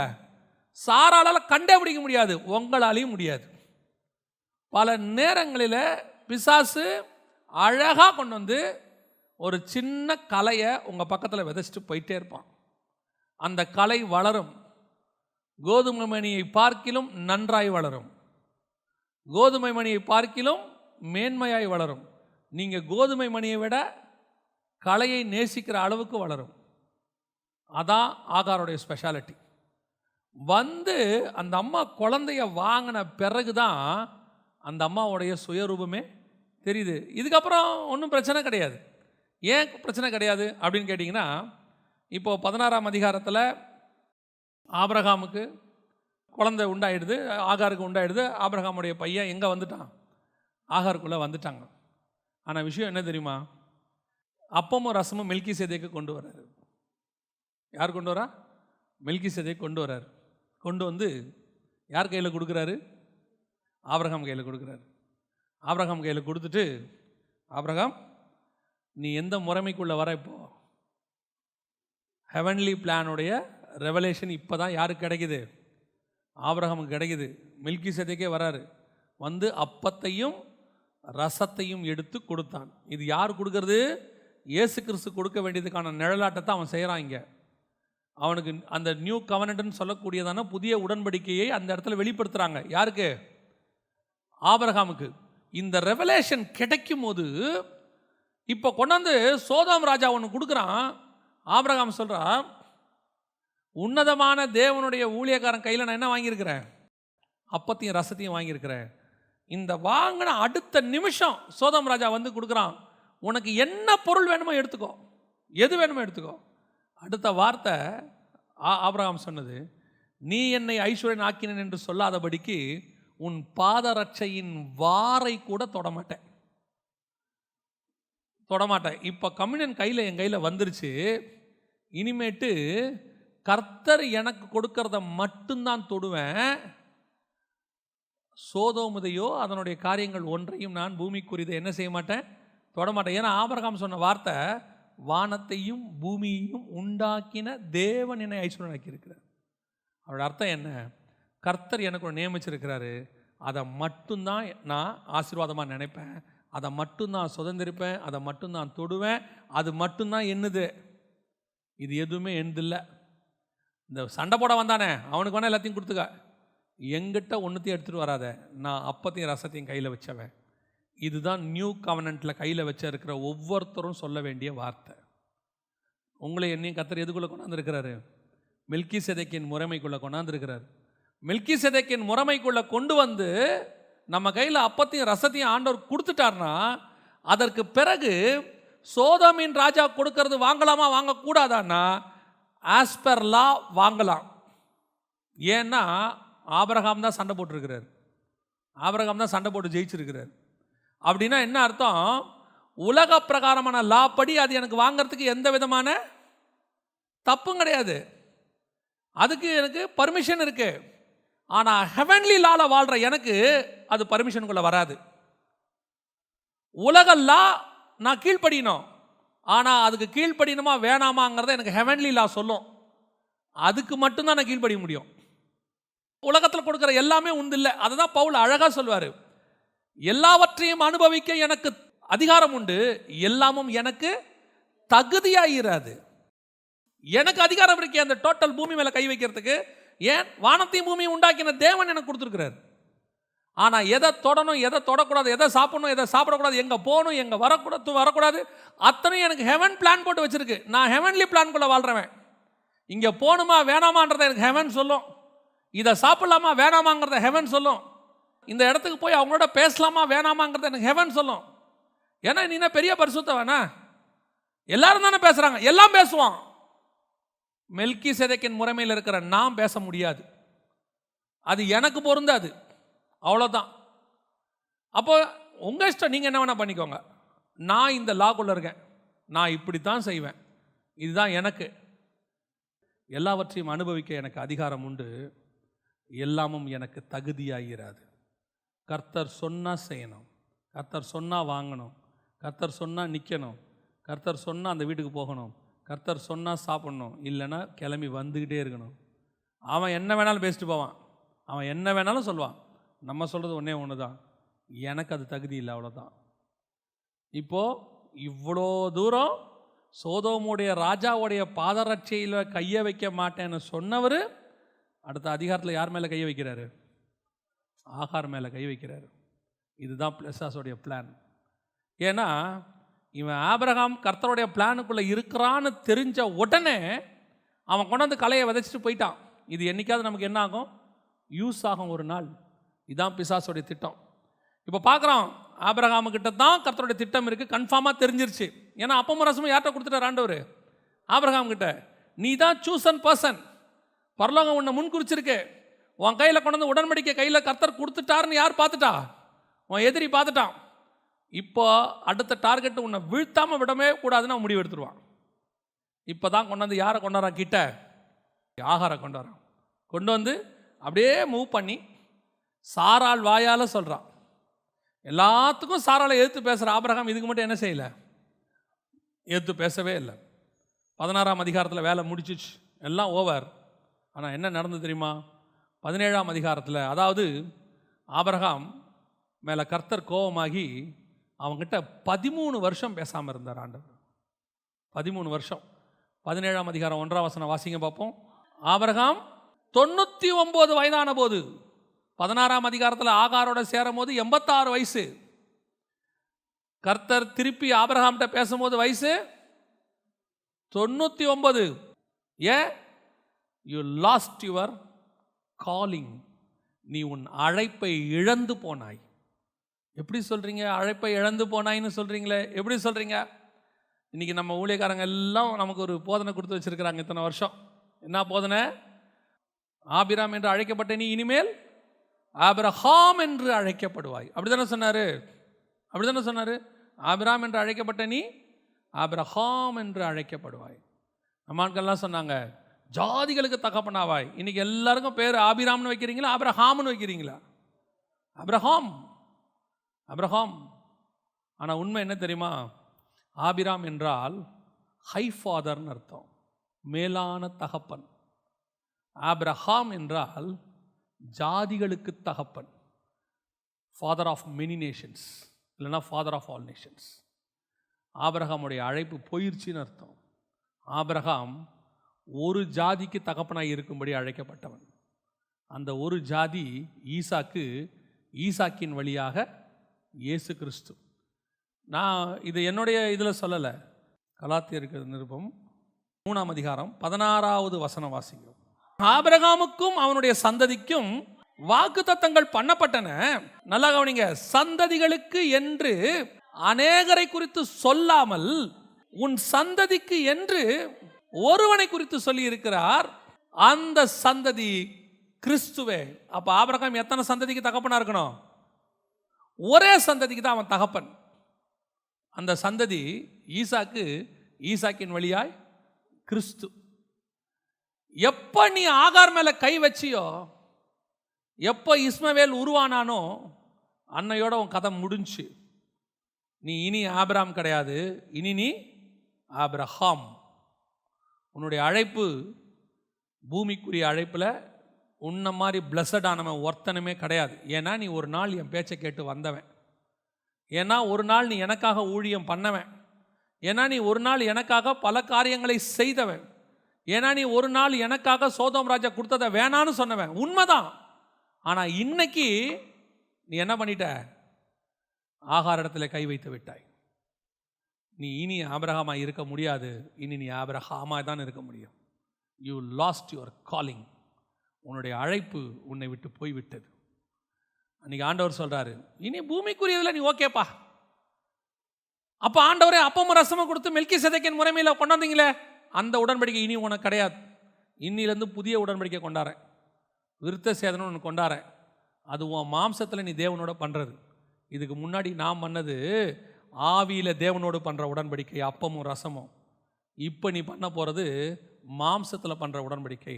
ஆவியில் பண்ண அப்பமும் ரசமும் இருக்கு, அது எனக்கு பெயின். என்ன அடிப்பாங்க, என்ன உதப்பாங்க, நான் என் சரீரத்தை பிட்டு உனக்கு தருவேன். ஆனால் இப்போ நீ பண்ண போகிற விருத்த சேதனம் இருக்கே, அது உனக்கு பெயின். விருத்த சேதனம் பண்ணுறவனுக்கு தான் பெயின். ஆனால் மெல்கிசேதேக்கு முறைமையில் கொடுக்குறவருக்கு பெயின், வாங்குறவனுக்கு பெயின் கிடையாது. அப்பம் ரசம் வாங்குற உனக்கு எனக்கு என்ன கிடையாது, எந்த வலியும் கிடையாது. உனக்காக எனக்காக அவர் மெல்கிசேதேக்கின் முறைமைப்படி அவர் பாடுகளை அனுபவித்து இதை வாங்கி புசியுங்கள், இது உங்களுக்காக பிற்கப்படுகிற என்னுடைய சரீரமாக இருக்கிறது. பெயின் எனக்கு, கெயின் உனக்கு. இனிமேட்டு பெயினோ கெயினோ உனக்கு தான், நீயே அனுபவிச்சுக்க. விருத்தசேதனம் பண்ணா உனக்கு ஆசீர்வாதம், நீ உடன்படிக்கை பண்ணா உனக்கு ஆசீர்வாதம், பண்ணாட்டி உனக்கு ஆசீர்வாதம் இல்லை. உனக்கு ஆசீர்வாதம் வேணுமா வேணாமாங்கிறத நீயே டிசைட் பண்ணிக்கோ, அவ்வளோதான். ஏன்? You last your calling. உன்னுடைய அழைப்பை நீ இழந்து போனாய். கர்த்தர் பல மணி நேரங்களில் பல நேரங்களில் நமக்கு வச்சிருக்கிற மேலான அழைப்பு, கர்த்தர் வச்சிருக்கிறதான அபிருதமான காலிங். ஆனால் நமக்கு அது தெரியாது, நமக்கு பின்னாடி என்ன இருக்குன்னு தெரியாது. கர்த்தர் நமக்கு வச்சிருக்கிறதான அந்த அழைப்பினுடைய முடிவு நமக்கு தெரியாது. சில நேரங்களில் நாம் செய்கிற வேலை என்ன தெரியுமா? சோதோம் ராஜா கிட்ட வேணான்ட்டு பார்வோன் ராஜா கிட்ட வாங்கிடுவோம். ஒரு இடத்துல ஜெயிச்சுட்டு ஒரு இடத்துல விழுந்துடுவோம். ஒரு காரியத்தை வேணான்ட்டு ஒரு காரியத்தை வாங்கிடுவோம். கர்த்தர் உன்னை எங்கே நிற்க வச்சிருக்கிறாருன்னு பாருங்கள். பல நேரத்தில் எகிப்து கானானை விட பார்ப்பதற்கு எப்படி தான் இருக்குமா? செழிப்பாக தாங்க இருக்கும். 13ஆம் அதிகாரத்தில் ஆண்டவர் லோத்துவை பார்க்க சொல்கிறாரு. லோத்து பார்க்குற இடம் எப்படி இருந்துச்சு தெரியுமா? அது தேவனுடைய தோட்டத்தை போலவும் எகிப்தை போலவும் இருந்தது. அப்படி தானே இருக்கு? தேவனுடைய தோட்டத்தை போலவும் எகிப்தை போலவும் இருந்தது. தேவனுடைய தோட்டமும் அதே மாதிரி தான் எது இருக்கும்? எகிப்து இருக்கும். ஆனால் ஆபிரகாம் பார்த்த கானான் எப்படி இருந்துச்சு தெரியுமா? எப்படி இருந்துச்சு? ஒன்றுமே இருக்காது. ஆபிரகாம் கானானை பார்த்து சொன்னாரா அது பாலும் தேனும் ஓடுகிற தேசம்னு சொன்னாரா? ஆபிரகாம் சொன்னாரா அங்கே ராஜாக்கள் ஆசாரியர்கள் உருவாகிற இடம்னு சொன்னாரா? பார்க்கறதுக்கு அதில் ஒன்றுமே தெரியாது. உள்ளே போனால் தான் தெரியும் அது பாலும் தேனும் ஓடுகிற இடம். சோதோம் பார்க்கறதுக்கு எப்படி இருக்கும்? எகிப்தை போலவும் தேவனுடைய தோட்டத்தை போலவும் தெரியும். உள்ளே போனால் தான் யார் இருப்பா? தெருவில் மோசம் பண்ணுகிற ஜனங்கள் சுற்றி கொண்டு இருப்பார்கள். அது அழிவுக்கு நேரான இடம். கர்த்தர் வச்சிருக்கிற காலிங் பார்க்கறதுக்கு கஷ்டமாக தான் இருக்கும், நடக்கிறதுக்கு கஷ்டமாக தான் இருக்கும். கண்கள் ஏறிட்டு பார்த்தா ஒன்றும் தெரியாது, பின்னாடி அவர் வச்சிருக்கிற எந்த மேன்மையும் தெரியாது, அந்த அழைப்பினுடைய எந்த காரியமும் தெரியாது. ஆனால் சொன்னது கர்த்தர் போயிட்டே இருக்கணும். ஏன்னா கர்த்தர் உனக்கு வாக்குத்தத்தம் பண்ணது கானான் அல்ல, கர்த்தர் வாக்குத்தத்தம் பண்ணது கிறிஸ்து. கர்த்தர் வாக்குத்தத்தம் பண்ணது பூமிக்குரிய ஆசீர்வாதம் இல்லை, கர்த்தர் வாக்குத்தத்தம் பண்ணது வானத்துக்குரிய ஆசீர்வாதம். நான் இன்னைக்கு எதை வச்சு ஃபோக்கஸ் பண்ணுறேன் கர்த்தர் என்னோட இருக்கிறாருன்னு? சிலர் சொல்கிறத பார்த்தா பாவமாக இருக்கும். என்னுடைய பிளஸ்ஸிங்கை வச்சு நான் வீடு வச்சுருக்கேனா, கார் வச்சுருக்கேன்னா, நான் என்ன ஸ்டேட்டஸில் இருக்கேன், என்ன பொசிஷனில் இருக்கேன், இதை வச்சு கர்த்தர் என் கூட இருக்கிறாரா இல்லையான்னு அவன் டிசைட் பண்ணிக்கிறான். ஊழியக்காரங்கிட்ட பார்த்தா பாவமாக இருக்கும். மீட்டிங்க்கு 5000 பேர் வரதை வச்சு அந்த ஊழியக்காரன் வச்சிருக்கிறதான ப்ராப்பர்ட்டிஸை வச்சு அந்த ஊழியக்காரனுடைய லக்ஸூரியஸ் லைஃப் ஸ்டைலை வச்சு அவர் பெரிய ஊழியக்காரரு, காட்டுக்குள்ள போய் மிஷனரிகள் சந்திச்சுக்கிட்டு இருக்கிறானே அவன் சின்ன ஊழியக்காரனா? ஒரு 10 பேரை போய் பார்த்துட்டு டெய்லி பைத்தியக்காரன் மாதிரி நடந்து, அவனை கூப்பிட்டு கேட்டு பாருங்க, அவன் பிஇ முடிச்சிருப்பான். அவனை கூப்பிட்டு கேட்டு பாருங்க, அவன் எம்காம் முடிச்சிருப்பான். ஆனால் அவன் பாருங்க, தோளில் ஒரு பேக்கை போட்டு தண்ணி பாட்டில் எடுத்துக்கிட்டு அவன் பாட்டு நடந்து போய்கிட்டு இருப்பான் உள்ளுக்குள்ளே. அவன் ஆபிரகாம். அவன் பார்க்கறதுக்கு ஒன்றும் தெரியாது, அவன் கானானுக்குள்ளே பார்த்துக்கிட்டு இருக்கிறான். இன்னைக்கு நம்மளையும் கர்த்தர் அப்படிப்பட்டதான மகா மேன்மையான அழைப்புக்கு தான் கர்த்தர் அழைச்சிருக்கிறார். நான் ஆசீர்வாதமாக இருக்கிறத தப்புன்னு சொல்லலை, ஆனால் அவன் ஆசீர்வாதத்தை வச்சு உன் ஆண்டவரை கணக்கு போடாத. ஆண்டவரை வச்சு தான் ஆசீர்வாதத்தை கணக்கு போடணும். ஆண்டவர் கூட இல்லாமல் உலகத்தையே உன் கூட வச்சால் அது எப்படி ஆசீர்வாதமாக மாறும்? உன் மினிஸ்ட்ரியில் ஆண்டவரே இல்லாமல் நீ ஊருக்கு சொத்து வாங்கி போட்டு அதில் என்ன ஆசீர்வாதம் உனக்கு இருக்க போகுது? ஆனால் சொத்தே இல்லாமல் நீ போகிற இடத்துல அவன் கூட ஆண்டவர் வந்தார்னா அது ஒன்று போதும், கர்த்தர் உன் கூட இருக்கிறாருன்றதுக்கு. அதுதான் பிளஸ்ஸிங். இன்னைக்கு நம்ம என்ன நினச்சிட்டோம்? ஆகாரம் இருந்தால் நல்லா இருக்குமே. போச்சு, ஆபிரகாமுடைய பிளஸ்ஸிங் அன்னையோட போச்சு, முடிஞ்சிருச்சு. இன்னைக்கு நிறைய மெல்கிசேதேக்கின் முறைமை போய் என்ன முறைமை வந்துருச்சு? என்ன முறைமை வந்துருச்சு? மாம்ச முறைமை உள்ளே நுழைஞ்சிருச்சு, நியாயப்பிரமாணம் வந்துருச்சு. நிறைய இப்போ ஆபிரகாமுக்கு என்ன? இந்த இந்த ஹெவன்லி பிளானே போச்சு. அவர் மேலே இருந்த மகா பெரிய திட்டமே அவரை விட்டு போயிருச்சு, முடிஞ்சிருச்சு. இப்போ இதை சரி பண்ணுறதுக்கு அடுத்த 1000 வருஷம் ஆகும். எப்படின்னு கேட்குறீங்களா? ஆபிரகாமின் குமாரனான தாவீது வரணும். அவன் தான் விழுந்து போன தாவீதின் கூடாரத்தை எழுந்து கட்டணும். அவன் தான் எல்லாத்தையும் சரி பண்ணணும். அடுத்து சரி பண்ணுறதுக்கு எத்தனை வருஷம் ஆகும்? 1000 வருஷம் ஆகும். You must wait. வேற வழியே கிடையாது. ஆதாமுகிட்ட விழுந்து போனதை சரி பண்ணுவதற்கு ஆபிரகாமை கொண்டு வந்தார். அவங்கிட்ட விழுந்து போனதை சரி பண்ணுறதுக்கு தாவீதை கொண்டு வந்தார். ஆதாம் டு ஆபிரகாம் 2000 வருஷம், ஆபிரகாம் டு தாவீது 1000 வருஷம். அவ்வளோதான். பல நேரங்களில் கர்த்தர் சரி பண்ணுறதுக்கு ஒரு வாய்ப்பு கொடுப்பார், சில நேரங்களில் சரி பண்ணுறதுக்கு வாய்ப்பு கொடுக்காமலும் போவார். இன்றைக்கி நமக்கு வச்சிருக்கிற அழைப்பு என்ன? நம்ம எந்த மகா மேன்மையான அழைப்புக்கு நேராக இருக்கிறோம்? கர்த்தர் எந்த அடிப்படையில் நம்மளை வச்சிருக்கிறாரு? அந்த அறிவு நமக்கு வரணும். நான் தான் எப்பவும் சொல்லுவேன், உன் ஸ்பிரிச்சுவல் மேப்பை கர்த்தர்கிட்ட கேளு. நாளைக்கு என்ன வேணும்னு கேட்காத, இப்போ என்ன வேணும்னு கேட்காத, என் பிள்ளைக்கு ஃபீஸ் கட்டுறது எப்படின்னு கேட்காத, நாளைக்கு சாப்பாட்டுக்கு என்ன வழின்னு கேட்காதீங்க. இதெல்லாம் அப்படின்றதுக்குள்ளே ஹெவன் கொடுத்துட்டு போயிட்டே இருக்கும். ஹெவன் கொடுத்துச்சுன்னா உன்னால் சாப்பிடவே முடியாது. வாயிலையும் மூக்குலையும் இருக்கும்போது அடிச்சு போட்டுருவார். வெஜ்ஜு கேட்டால் வெஜ்ஜு, நான்வெஜ் கேட்டால் நான்வெஜ்ஜு கொடுப்பாரு. திங்க முடியாது உன்னாலே என்னாலே. எல்லாத்தையும் நல்ல நான்வெஜ்ஜை கொடுத்துட்டு வயிறை புண்ணாக்கி விட்டுருவார். ஏன்? அழைப்பை மீறி போனால் அப்படி தான். பல நேரத்தில் நம்ம மினிஸ்ட்ரியில் கூட யாரும் சாட்டிஸ்ஃபை பண்ணக்கூடாது, மனுஷனை சாட்டிஸ்ஃபை பண்ணக்கூடாது. போயிட்டு உக்காந்துட்டோம்னா அந்த மினிஸ்ட்ரியை முடிச்சுட்டு வந்தால் போதுங்கிற அளவுக்கு கொண்டாந்துருவார். தெரியாமல் வந்துட்டோம். நீங்கள் கஷ்டப்பட்டு நான் சொல்லலை, நீங்கள் சில நேரத்தில் தேவ சித்தத்தில் போகும்போது பல பாடுகள் அனுபவிக்க வேண்டியிருக்கும். ஆனால் அவைக்கு நடுவில் ஒரு சமாதானம் இருக்கும் உங்களுக்கு. நான் கர்த்தருக்காக அதை செஞ்சேன், கர்த்தர் அதில் உங்களுக்கு ஒரு சமாதானத்தை கொடுப்பார். சில நேரத்தில் அவ்வளோ பிரச்சனைலாம் இருக்காது. ஆனால் அந்த மினிஸ்ட்ரிக்கு தேவ சித்தம் இல்லாமல் போயிட்டோன்னு வச்சுக்கோங்க, எப்படா இவனுக்கு நடுவில் இருந்து ஏந்திரிச்சு வீட்டுக்கு போகலான்னு இருக்கும். அப்படி ஒரு சுச்சுவேஷனுக்கு கொண்டு போயிருவார். அதுக்கு தான் சொல்கிறேன், God's will is very very very important. ஆண்டவர்கிட்ட கேளுங்க, எனக்கு என்ன வச்சுருக்கீங்கன்னு கேளுங்க. இதை தெரிஞ்சுக்கிட்டு ஓடுங்க. ஆபிரகாம் மாதிரி நீங்கள் ஓட மாட்டீங்க, ஆண்டவரை மாதிரி ஓடுவீங்க. ஆண்டவருக்கு தெரிஞ்சிடும் இதுதான் பிளான்னு. அதனால தான் அவரால் எவன் எதை சொன்னாலும் முடியாதுன்னு சொல்ல முடிஞ்சுச்சு. ஏரோது உன்னை கூப்பிடுகிறார், வர முடியாதுன்னு போய் அந்த நரிக்கிட்ட சொல்லு. 100க்கு அதிபதி கூப்பிட்றான், சரி வா போகலாம். ஏன்? என் பிளான் எனக்கு தெரியும்பா, ஆண்டவர் காலையில் எனக்கு சொல்லிட்டாரு, இங்கே போ இங்கே போகாதன்னு. நம்மளா இருந்தால் 100க்கு அதிபதிக்கு வர முடியாது என்று சொல்லு, ஏரோது இதோ வந்துட்டேன் என்று சொல்லு. நம்ம அப்படி தானே, நமக்கு அதுக்கு ஒரு காரணம் வச்சிருப்போம். ராஜாக்களுக்கு சுவிசேஷம் சொல்வதற்கு ஒரு வாய்ப்பு கிடைத்திருக்கிறது, நாம் ஏன் தவற விடுவானேன்? போய் எப்படியாவது நம்ம அதுக்காக போனோம். அவன் வெல்கம் ட்ரிங்க்லேருந்து அருமையாக கொடுப்பான். இந்த மாதிரி ஒரு தடவை லைஃப்பில் கிடைக்குமா? சோத்திரத்தோட புசிச்சு அதுக்கப்புறம் சாட்சி வேற, கர்த்தர் ராஜாக்கள் மத்தியில் கொண்டு வந்து உட்கார. டேய், நீ நரி கூட உட்காந்துட்டு வந்திருக்க, வாயை மூடிட்டு கம்முன்னு இரு. நீ ராஜா கூட உட்காரல, யார் கூட உட்காந்துருக்க? நரி கூட உட்காந்துருக்க. ஆனால் 100க்கு அதிபதி வீட்டுக்கு போ, சமஸ்த இஸ்ரவேலிலும் பார்க்க முடியாத விசுவாசம் உள்ளவனோடு கூட நீ உட்காந்து விட்டு வருவாய். எது மேன்மை? நமக்கு எப்பவுமே எது மேன்மை? எல்லாரும் பயங்கர கிராண்டான இடத்துல உட்காரதான் நமக்கு மேன்மை. நம்ம நினைக்கிறது, பரலோகம் சொல்லுது, உன்னை ஆயக்கார வீட்லையும் நான் உட்கார வைக்கிறேன், ஆயக்கார வீட்லையும் நான் உட்கார வைக்கிறேன், நூற்றுக்கு அதிபதி வீட்லையும் உட்கார வைக்கிறேன், யவீருவின் வீட்டுக்கும் நான் அனுப்புகிறேன், சமாரியா ஸ்திரீகிட்டையும் நான் அனுப்புகிறேன். நான் சொல்கிற இடத்துக்கு மட்டும் நீ போ, அது உனக்கு பிளெஸ்ஸிங்காக இருக்கும். சுய சித்தத்தை செய்யாத, அவ்வளோதான், விட்டுரு. ஆபிரகாம் அழைப்பை என்ன செஞ்சார்? ஆபிரகாம் என்பது அழைப்பல்ல, மேலான ஃபாதர். இப்போ என்னவாயிட்டாரு? ஜாதிகளுக்கு தகப்பன். சரி, இப்போ ஒரு கேள்வி, ஏங்க ஆபிரகாம் யாரும் பண்ணாத தப்ப பண்ணாரா? அந்த காலத்தில் வேலைக்காரிகளை திருமணம் செய்வது தவறா சரியா? அந்த காலத்தில் ஒரு தப்பும் கிடையாது. யாக்கோபு 4 மனைவி வச்சுக்கிட்டாரு.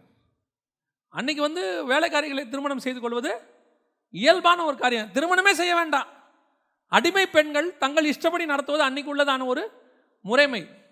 இப்போ ஆபிரகாம் ஒருவேளை ஆண்டவரே நான் என்ன எல்லாரும் பண்ணாதியா பண்ணேன், இங்கே எவன் இந்த ஊரில் உலகத்தில் இப்படி பண்ணாத தப்ப நான் பண்ணேன்னு சொல்லுங்க. அதான் ஆண்டவர் சொல்றார், ஆபிரகாம் எவன் வேணாலும் பண்ணலாம், நீ பண்ணக்கூடாது, அவ்வளோதான். ஏன்? இவன் அத்தனை பேரும் உலகத்தின் திட்டத்துக்குள்ளே இருக்கிறவன், நீ மட்டும்தான் பரலோகத்தின் திட்டத்தில் இருக்கிறவன். உன் மேலே ஹெவன்லி பிளான் இருக்குப்பா, அதோடைய மேன்மையை தெரிஞ்சுக்கோ. நீ மட்டும் ஒழுங்காக இருந்தீனா உனக்கு பிறக்க போகிறது ஈசாக்கு மட்டும் இல்லையா, ஈசாக்குடைய முடிவு கிறிஸ்து. நான் கிறிஸ்துவ பேஸ் பண்ணி உன்னை நடத்திட்டு இருக்கிறேன். நீ என்ன பேஸ் பண்ணி நடக்கிற? இங்கே இருக்கிறவங்கள நான் நல்லவன், இருக்கிறவங்கள நீ நல்லவன்றதுக்காக அழைக்கல. ஆனால் ஹெவன் உங்களை எங்கே கம்பேர் பண்ண சொல்ல தெரியுமா? ஹெவனோட. நீ பூமியில் அன்கம்பேரபிள், நீ யூனிக் ப்ராடக்ட். உனக்கு வச்சிருக்கிற அழைப்பு பூமியில் வேற யாருக்கும் இல்லாத அழைப்பு. ஆகவே நீ எதையோடையும் உன்னை கம்பேர் பண்ணிக்காத. உனக்கு கொடுக்கப்பட்ட மினிஸ்ட்ரி சின்னது பெருசுங்கிற பேச்சே பேசாத. உனக்கு கொடுக்கப்பட்டிருக்கிற ஊழியத்தில் இது சின்னது, இது பெருசு, இது ஆசீர்வாதம், அதெல்லாம் கிடையாது. எனக்கு கொடுத்தது ஹெவன், அவ்வளோதான். இது பரலோகத்துக்குரியதான ஒரு திட்டம். கட்டின ஆண்டவர் வச்சிருக்கிறதான மகா பெரிய மேப்பில் நான் ஒரு கோடு, இந்த கோடு தப்பாக போச்சுன்னா இதுக்கு பதிலாக வேறொரு கோடு அவர் உருவாக்குவார். அதுக்கு அவருக்கு தெரியும். ஆனால் நான் அந்த மேப்பில் இருக்க மாட்டேன்ல, அதானே நஷ்டம். அவருக்கு கோடு வேற ஒரு கோடை உருவாக்கி வேற ஒரு மேப்பை உருவாக்கிடுவார். அவருடைய நாளைக்கு ஒரு நாள் ஹெவனில் ஒரு மொத்த மேப்பு நிற்குமே, எல்லாரும் சக்ஸஸ்ஃபுல்லானவங்களாம் நிற்பாங்களே, அந்த வரிசையில் யார் இருக்க மாட்டா? நான் இருக்க மாட்டேனே. அதுதானே முக்கியம். அவர் கரெக்ட் பண்ணிடுவாருங்க, கரெக்ட் பண்ண அவருக்கு தெரியும். ஆனால் நான் அதில் இருக்கிறேனாங்கிறதான் முக்கியம். 2வது வாசியுங்கள், மத்தேயு சுவிசேஷம் 1ஆம் அதிகாரம் 1ஆம் வசனம் வாசி. ஆபிரகாமின் குமாரனாகிய தாவீதின் குமாரனான இயேசு கிறிஸ்துவினுடைய வம்ச வரலாறு. இப்போ அடுத்து யார் வரா? தாவீது வரார். தாவீது ஏன் வராரு அப்படின்னு கேட்டா நல்லா கவனிச்சுக்கொள்ளுங்க. இப்போ இதே மெல்கிசேதேக்கின் முறைமையை இஸ்ரவேலுக்குள்ள அவங்க செட்டில் பண்ண வச்சு, நான் இன்னும் ஒரு வசனம் சொல்ல மறந்துட்டேன். இது நான் சொன்ன மெல்கிசேதேக்கின் முறைமை தான் கரெக்டாக இஸ்ரவேலர்களை கர்த்தர் அப்படி தான் கூப்பிட்டாரா அப்படிங்கிறதுக்கு ஒரு வசனம் இருக்குது, வாசிங்க. யாத்திராகமத்தின் புத்தகம் 19ஆம் அதிகாரம் 6வது வசனம் வாசி. நீங்கள் எனக்கு ஆசாரிய ராஜ்யம். அப்போ இஸ்ரவேல் கோத்திரத்தையே கர்த்தர் எதுக்கு தான் கூப்பிட்டுருக்காரு? மெல்கிசேதேக்கின் முறைமைக்கு தான் கூப்பிட்டுருக்கிறாரு. இஸ்ரவேலோடைய அழைப்பே மெல்கிசேதேக்கின் முறைமை. எப்படி சொல்றீங்க அப்படின்னா, அந்த கோத்திரத்தில் ஆசாரியன் இருப்பான், அந்த கோத்திரத்தில் ராஜா இருப்பான், 12 பேரும் அப்படியே இருப்பான். இது அப்படியே ஸ்ப்ரெட் ஆகி இவங்க உலகத்தெல்லாம் பிடிச்சி டோட்டல் உலகத்தையும் யார் கீழே கொண்டு வரணும்? இந்த மெல்கிசேதேக்கின் முறைமை கீழே கொண்டு வரும்போது இயேசு அவர்கள் மேல் ராஜாவாக உட்காருவார். இதான் பிளான். ஆதாம் பூமியை கீழ்ப்படுத்தி ஆண்டு கொள்ள வேண்டும். இப்போ இஸ்ரவேலர்கள் பூமியை கீழ்ப்படுத்தி எல்லாரையும் கீழ்ப்படுத்தி ஆண்டு கொள்ள வேண்டும். என்ன முறைமையில்? ஆசாரிய ராஜ்யம். அப்போ காடோடைய பிளானே என்ன பிளான் தான்? மெல்கிசேதேக்கின் முறைமை தான் காடோடைய பிளானே. இப்போ எப்போ இவர் ஒரு மிஸ்டேக் பண்ணாரோ, ஆபிரகாம் பண்ணாரோ, அதுக்கப்புறம் ஆண்டவர் இவங்களை கானானுக்குள்ளே கொண்டு வந்து, நீங்கள் ஆசாரிய ராஜ்யமாக தான் இருக்கீங்க, ஆனால் நீங்கள் எவனும் அப்படி நடந்துக்கல. அது வரைக்கும் ஏன் இவங்களுக்கு ராஜா இல்லை? இஸ்ரவேலுக்குள்ள நாட்டை பிடிக்க சொல்கிறாரு, அவன் பிடிச்சிக்கோன்றாரு.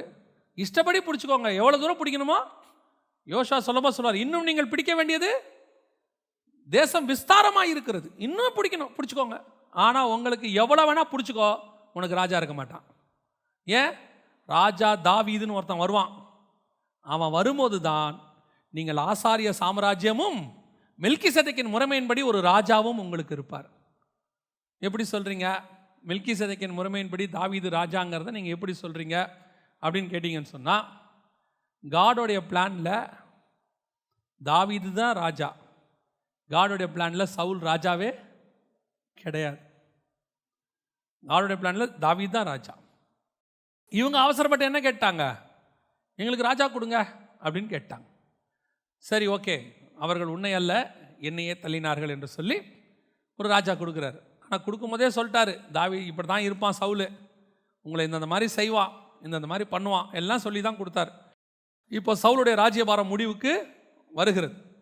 வந்த பிறகு தாவீதை ராஜாவாக உட்கார வைக்கிறார். உங்கள் எல்லாருக்கும் தெரியும், தாவீது இப்பொழுது என்ன செய்கிறாரு? உடன்படிக்கை பெட்டியை கொண்டு வர்றாரு. ஏன் உடன்படிக்கை பெட்டி கீழே விழுந்தது அப்படின்னா நம்ம எல்லாருக்கும் தெரியும். அவங்க அதை இதில் வைக்கக்கூடாது, வண்டியில் வைக்கக்கூடாது, அது ஆசாரியர்கள் சுமக்கப்பட வேண்டும். இது எல்லாமே நமக்கு வெளிப்படையாக தெரிஞ்ச காரியம். ஆனால் ஒன்று தெரியணும், அங்கே முதல் தடவை அந்த உடன்படிக்கை பெட்டி இஸ்ரவேலை விட்டு வெளியே போச்சு இல்லையா, அது எதுக்கான அடையாளம்? நல்லா தெரிஞ்சுக்கொள்ளுங்க. பைபிளில் நடக்கிற ஒவ்வொரு சம்பவத்துக்கு பின்னாடியும் ஹெவனுடைய ஒரு பிளான் இருக்கும். நம்ம வெறும் சம்பவத்தை மட்டும் பார்த்தோம்னா அது இன்சிடெண்ட். அந்த பிளானை புரியணும். இஸ்ரவேலை விட்டு உடன்படிக்கை பெட்டி வெளியே போச்சு இல்லையா, அதோடைய அர்த்தம் இஸ்ரவேலை விட்டு உடன்படிக்கை போய்விட்டது. அது போயிட்டு திரும்பி வரும். திரும்பி வரும்போது உடன்படிக்கை பெட்டிக்குள்ள என்ன இருந்துச்சு? மன்னா கிடையாது, துளிர்த்த கோல் கிடையாது, ஆரோனின் துளிர்த்த கோல் கிடையாது. ஒன்னே ஒன்று தான் இருந்துச்சு. என்ன இருந்துச்சு? கற்பலகைகள் மட்டும் இருந்துச்சு. வசனம் சொல்லுது. அதோடைய அர்த்தம் என்ன அப்படின்னு கேட்டால், இஸ்ரவேலை விட்டு உடன்படிக்கை போயிட்ட பிறகு அவர்களுக்கு மன்னா போயிடுச்சு. ஏன்னா மறைவான மன்னா நமக்கு வந்துருச்சு, புறஜாதியார் கைக்கு வந்துருச்சு. ஆரோனின் துளிர்த்த கோல் போயிடுச்சு. காரணம், தெரிந்து கொள்ளப்படுதல் அவங்களுக்கு விட்டு போயிடுச்சு. கர்த்தர் உங்களையும் என்னையும் தெரிந்து கொண்டார். ஆனால் கற்பலகைகள் மட்டும் இருந்துச்சு. காரணம், நியாயப்பிரமாணம் மட்டும் உண்டு. அவங்களுக்கு இன்றைக்கும் உண்டு நியாயப்பிரமாணம், அது மட்டும் உண்டு. மற்ற ரெண்டும் அவங்கள விட்டு போயிடுச்சுன்னு அர்த்தம். அந்த ரெண்டும் நமக்கு வந்துருச்சு. இப்போ இவங்க பழையபடியே உடன்படிக்கை பற்றி என்ன பண்ணுறாங்க? வெளியே போயிட்டு உள்ளே வரும்போது இவங்களுக்கு காட்ஸ் பிளான் மாறினது தெரியல. அப்போ நியாயப்பிரமாண முறைமை என்னவாயிருச்சு? முடிஞ்சிருச்சு, இதோட க்ளோஸ் ஆயிருச்சு. இவங்களுக்கு இந்த மெத்தடே தெரில. ஏன்னா ஸ்பிரிச்சுவல் தாட் இல்லை. ஏன் வெளியே போச்சு? பெலிஸ்தர் தூக்கிட்டு போயிட்டாங்க. ஏன் திரும்பி வந்துச்சு? பெலிஸ்தர் விட்டுட்டாங்க. இதை இப்படி பார்க்கணும். ஏன் கர்த்தர் வெளியே கொண்டு போனாரு? அதை அப்படி தான் பார்க்கணும். பெலிஸ்தர் தூக்கிட்டு போனான்னு பார்க்கக்கூடாது. கர்த்தர் ஏன் வெளியே கொண்டு போகும்படி பர்மிஷன் கொடுத்தாரு? அவர்கள் செய்த அக்கிரமத்தின் நிமித்தம் அவர்களை விட்டு உடன்படிக்கை வெளியே போய்விட்டது. ஏன் திருப்பி வரும்படி கொடுத்தாரு? முதல் உடன்படிக்கை போயிருச்சு, ரெண்டாவது உடன்படிக்கை உள்ளே நுழைகிறது. தேசத்துக்குள்ள என்ன வருது? ரெண்டாவது உடன்படிக்கை உள்ளே நுழையுது. ரெண்டாவது உடன்படிக்கை எது? நியாயப்பிரமாணம் போயிருச்சுன்னா எது வரணும்? உள்ள மெல்கிசேதேக்கின் முறைமை உள்ள வரணும். இப்போ மெல்கிசேதேக்கின் முறைமை வரணும்னா ராஜாவும் ஆசாரியனும் ஒன்னா இருக்கணும். ராஜாவும் ஆசாரியனும் என்னவா இருக்கக்கூடாது? தனித்தனியா இருக்கக்கூடாது. இப்போ உடன்படிக்கை படி தூக்கிட்டு வரும்போது யார் யார் வரா? தாவீது வராரு, ஆசாரியனும் வரான், ரெண்டு பேரும் வராங்க. இப்போ கர்த்தர் உடன்படிக்கை பெட்டியை கீழே தள்ளினார். சரிங்க, அப்ப ரெண்டாவது வரமுறை ஏன் தள்ளல? இப்போ வாசிங்க 2 சாமுவேல் புஸ்தகம் 6ஆம் அதிகாரம் 13-14 வாசிங்க. கர்த்தருடைய பெட்டியை சுமந்து போகிறவர்கள் 6 தப்படி நடந்த போது மாடுகளையும் கொழுத்த ஆட்டுக்கடாக்களையும் பலியிட்டான். தாவீது சணல் நூல் ஏபோத்தை தரித்து கொண்டு தன் முழு பலத்தோடும் கர்த்தருக்கு முன்பாக நடனம் பண்ணினான். தாவீது சணல் நூல் ஏபோத்தை தரித்து கொண்டு, இதுதான் ஃபர்ஸ்ட் டைம் அவன் செய்யாதது. உடன்படிக்கை பெட்டி ஏன் கீழே விழுந்துச்சு? ரெண்டாவது உடன்படிக்கை உள்ளே வரும்போது மெல்கிசேதேக்கின் முறைமையின்படி உள்ளே வர வேண்டும். ராஜாவே தான் ஆசாரியனாகவும் இருக்கணும். முதல் தடவை உடன்படிக்கை பெட்டி உள்ள வந்தபோது ஃபஸ்ட்டு மோசே கொண்டு வரும்போது ராஜா வேறு ஆசாரியன் வேறு. எப்போ தேசத்தை விட்டு பெட்டி வெளியே போயிருச்சோ, எப்போ உடன்படிக்கை இஸ்ரவேலை விட்டு போயிருச்சோ, அதோடு கூட நியாயப்பிரமாணம் முடிவுக்கு வந்து விட்டது. ஆரோனின் முறைமை முடிஞ்சிருச்சு. திருப்பி உள்ளே வரும்போது மெல்கிசேதேக்கின் முறைமை தான் வரும். மெல்கிசேதேக்கின் முறைமையின்படி வரும்போது ராஜாவே தான் என்னவா இருக்கணும், ஆசாரியனாகவும் இருக்கணும். இப்போ தாவீது எப்படி வராரு? சணல் நூல் ஏபோத் தரித்து கொண்டு. இந்த சணல் நூல் ஏபோத்தை யார் தான் போடணும்? ஆசாரியன் தான் போடணும். ஆனால் இங்கே யார் போடுறா? ராஜா போடுறாரு. இதுதான் மெல்கிசேதேக்கின் முறைமை. உடன்படிக்கை முடிஞ்சிருச்சு. ஆரோனின் முறைமை முடிஞ்சிட்டு மெல்கிசேதேக்கின் முறைமை உள்ளே வர தொடங்கி விட்டது. இப்போ இதே ரோட்டில் தான், சேம் ரோடு, இதே ரோட்டில் தான் அடுத்த 1000 வருஷம் கழிச்சு இயேசு கிறிஸ்து ராஜாவும் ஆசாரியனுமாய் கழுத மேலே உள்ளே வர்றார். அதே எருசலேமுக்குள்ளே வரார். கழுத மேலே வரும்போது இயேசுவை என்ன சொன்னாங்க எல்லாரும்? இஸ்ரவேலுக்கு ராஜா வருகிறார். ஆனால் வர்றவர் எப்படி வராரு? அடிக்கப்படுகிற ஆட்டுக்குட்டியாக உள்ளே வருகிறார். ஆசாரியனாக வருகிறார். பலி செலுத்த போகிற பிரதான ஆசாரியனும் அவரே, பலியான பொருளும் அவரே. அப்போ ஆசாரியனும் ராஜாவுமாக இயேசு கழுதின் மேலே உள்ளே வராரு. எந்த நகரத்தில், எந்த எருசலேமுக்குள்ளே, எந்த ரோட்டில் தாவீது வந்தானோ த சேம் ரோட் இயேசு 1000 வருஷம் கழிச்சு வர்றார்.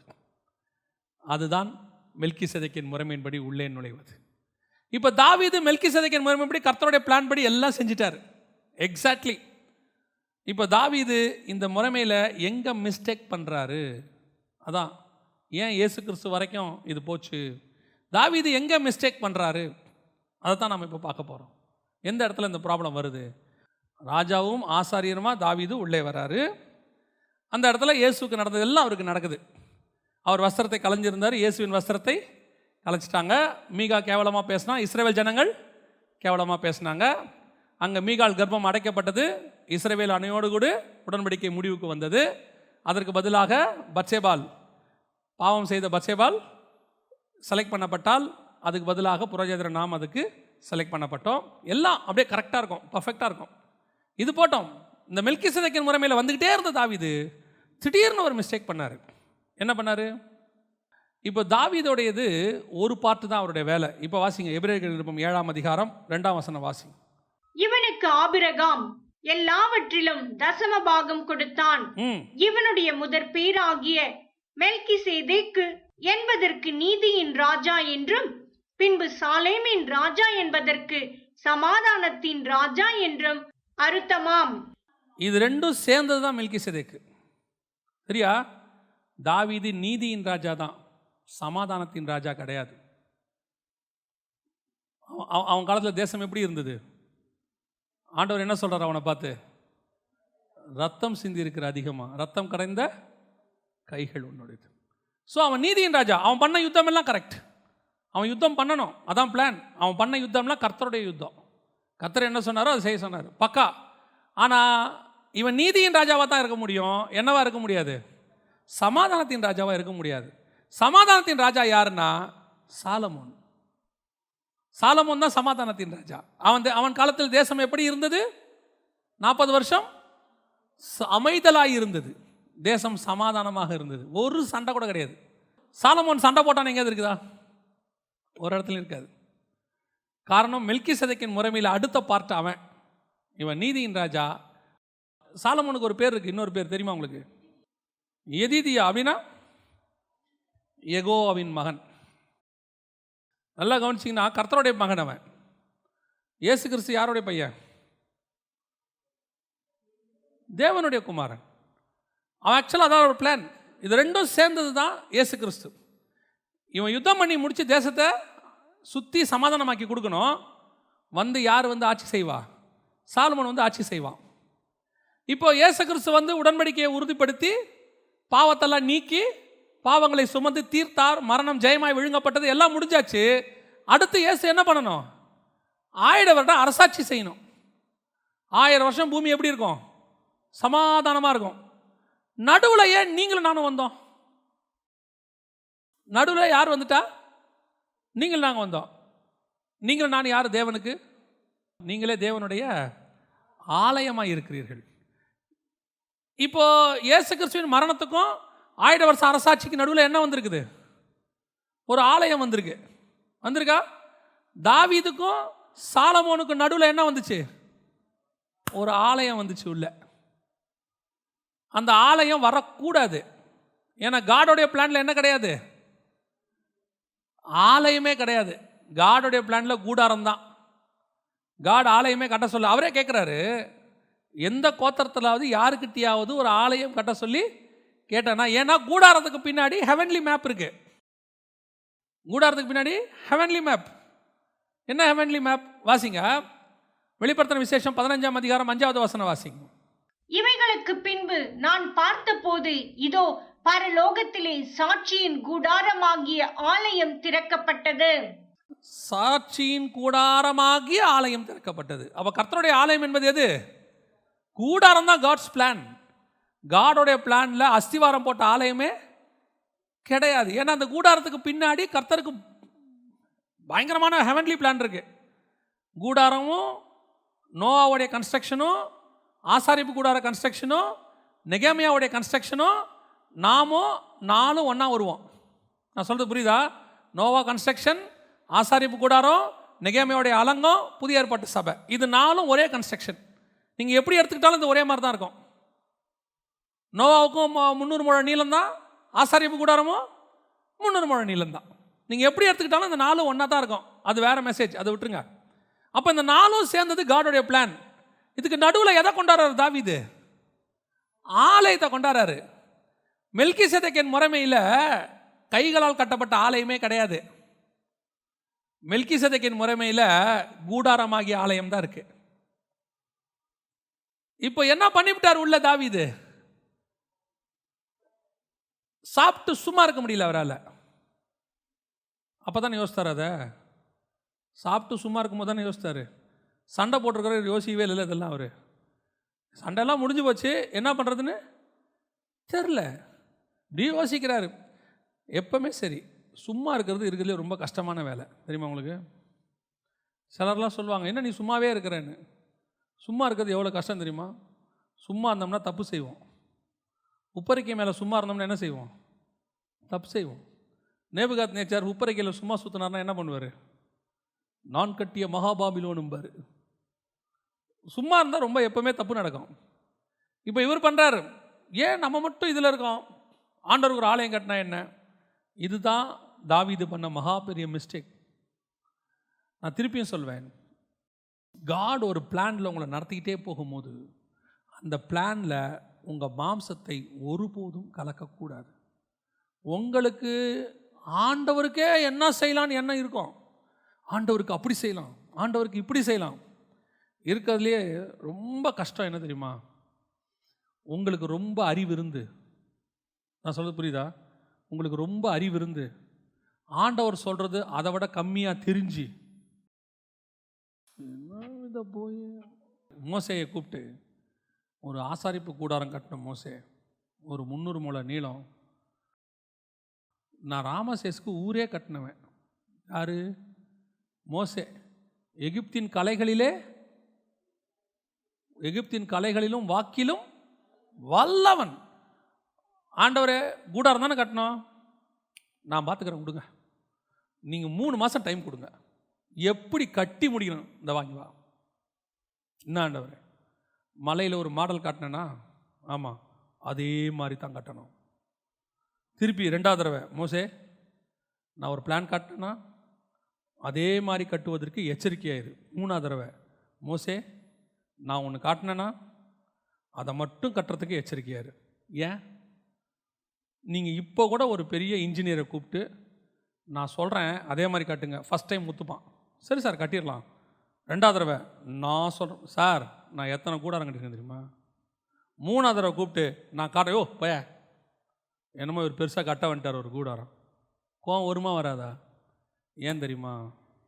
மோசே நீ கட்டின ராமசேஸுக்கு வீடு இருக்குது, நீ கட்டின அரண்மனைகள் இருக்கு, நீ கட்டின ஊர் இருக்கு, அதெல்லாம் அழிந்து போகிறதான உலக பிரகாரமான பிளான். நான் உனக்கு கொடுக்குற ஆசாரிப்பு கூடாரம் இருக்கு, அது பரலோகத்தில் காணப்பட வேண்டிய ஆசாரிப்பு கூடாரத்தினுடைய பிளான். உன் அறிவு, உன் ஞானம், உன் மூளை ஓரங்கட்டு, தூக்கி ஓரம் வை எல்லாத்தையும். நான் உனக்கு என்ன சொல்லுகிறனோ அதன்படி செய்வதற்கு நீ எச்சரிக்கையாயிரு. உங்கள் மேலேயும் என் மேலே இருக்க பிளான் இருக்க, இது சர்வ வல்லமை உள்ளவருடைய பிளான், ஹெவனோடைய கிங்கோடைய பிளான். அவர் கோபமாக பார்த்தாருன்னா எரிஞ்சிரும். பழைய ஏற்பாட்டில் முன்னாடி நிற்க முடியாது அவர்கிட்ட. அப்படிப்பட்டவருடைய பிளானில் ஒரு பார்ட், நெகேமியாவுடைய அலங்கத்தில் ஒரு பார்ட் அந்த வீட்டுக்காரங்கிட்ட இருக்கும். உன் வீட்டுக்கு முன்னாடி இருக்கிறது நீ என்ன செய்ய? கட்டு. ஏங்க இந்த முன்னாடி இருக்கிறவனும் கட்டல, பின்னாடி இருக்கிற அதை பற்றி உனக்கு தேவையில்லை. நீ உனக்கு முன்னாடி இருக்கிறத கட்டு. நான் ஒவ்வொருத்தனையும் சொல்லி வச்சிருக்கிறேன் முன்னாடி இருக்கிறத எப்படி கட்டணும்னு. ஒரு நாள் கட்டி முடிக்கும் போது மொத்த அலங்கமும் ரெடியாக இருக்கும். ஏன்னா பிளான் என் கையில் இருக்கு. பிளான் யார் கையில் இருக்கு? நெகேமியா கையில் இருக்கு. உன்னுடைய வேலை ஏன் இவன் கட்டல, ஏன் அவன் கட்டல, நான் பக்கத்து வீட்டுக்காரன் நல்லா கட்டுறான், அதை விட நான் பெருசா கட்டனா இல்லையான்னு பாரு. சென்னையிலேயே பெரிய சர்ச்சு கட்டனா இல்லையான்னு பாரு. தமிழ்நாட்டிலேயே பெரிய சர்ச்சு கட்டனா இல்லையான்னு பாரு. நான் சொல்லுகிறதை செய்வதற்கு நீ எச்சரிக்கையாயிரு. உனக்கு 50 பேர் உட்காரத கட்ட சொன்னால் 50 பேர் உட்காரத கட்டு. ஏன்னா உனக்கு முன்னாடி இருக்க பிளானும் உனக்கு தெரியாது, உனக்கு பின்னாடி இருக்கிற பிளானும் உனக்கு தெரியாது. நான் சொன்னது என்னவோ அதை மட்டும் செய். ஏன்னா நான் ஹெவன்லி கிங்கு, எதிர்த்து பேசுகிறதுக்கான எந்த அதிகாரமும் உனக்கு கிடையாது. அதனால தான் இயேசு எப்போவுமே அதிகாரம் உடையவராய் போதித்தார். இயேசுகிட்ட ப்ரீச்சிங் கிடையாது, இயேசுகிட்ட கமாண்ட், ஆர்டர் பை ஆர்டர். நீங்கள் எந்த இடத்துல பாருங்கள், இயேசு தயவு செய்து பிரியமானவர்களே, நீங்கள் யார் யாரெல்லாம் ஒப்பு கொடுக்க விரும்புகிறீர்களோ கரங்களை உயர்த்தி முன்னாடி வரும்படி அன்போடு கூட அழைக்கிறோம். வந்தா வா, போனா போ. நான் சொல்கிறத கேட்டால் பிழைச்ச, இல்லைன்னா செத்த. அவ்வளோதான், அவ்வளோதான் விஷயம். உன்னை கெஞ்சிக்கிட்டுலாம் இருக்க முடியாது. ஏன்னா உன் கூப்பிட்றது உன் நல்லதுக்கு கூப்பிட்றோம். அதே மாதிரி தான் ஹெவன்லி பிளானும். உங்ககிட்ட உங்களுடைய மூளையெல்லாம் யூஸ் பண்ணக்கூடாது. உலகத்திலேயே பயங்கரமான ஞானம் உள்ளவன் யார்? பூமியில் பிறந்தவன்ல சாலமோன். ஆனால் சாலமோன்ட்டு அந்த மேப்பை கொடுக்கும்போது தாவீது சொல்வார், சர்வ வல்லவர் உன்னோடு கூட இருப்பார், அவர் சொன்னதை செய்யும்பொழுதும் அவர் உன்னை கைவிடுகிறதில்லை, ஆனால் அவர் சொன்னபடி செய்வதற்கு எச்சரிக்கையாயிரு. என்ன சாலமோனுக்கே இந்த காஷனா, மோசேக்கே இந்த காஷனா? அவங்களுக்கே அந்த காஷன்னா உங்களுக்கும் எனக்கும் என்ன காஷன் இருக்கும்? இல்லை, நம்மகிட்ட இருக்கிற மூளையிலேயே 6% தான் யூஸ் பண்ணுறோமா. மோசே தயவு செஞ்சு நீ எதுவுமே செய்யாது. ஏன்? கட்டுறதுக்கு கீழே சித்திர வேலை செய்யறதுக்கு நான் என்ன செஞ்சுருக்கேன்? பெசலையெல்லாம் ரெடி பண்ணியிருக்கேன், நல்ல அறிவாளியெல்லாம் வச்சுருக்கேன். நீ மட்டும் உன் அறிவை யூஸ் பண்ணிடாத. ஏன்? உனக்கு அறிவு ஜாஸ்தி. ஏன்னா நான் ஆசாரிப்பு கூட இறங்குறது ஹெவனுடைய மேப்பு.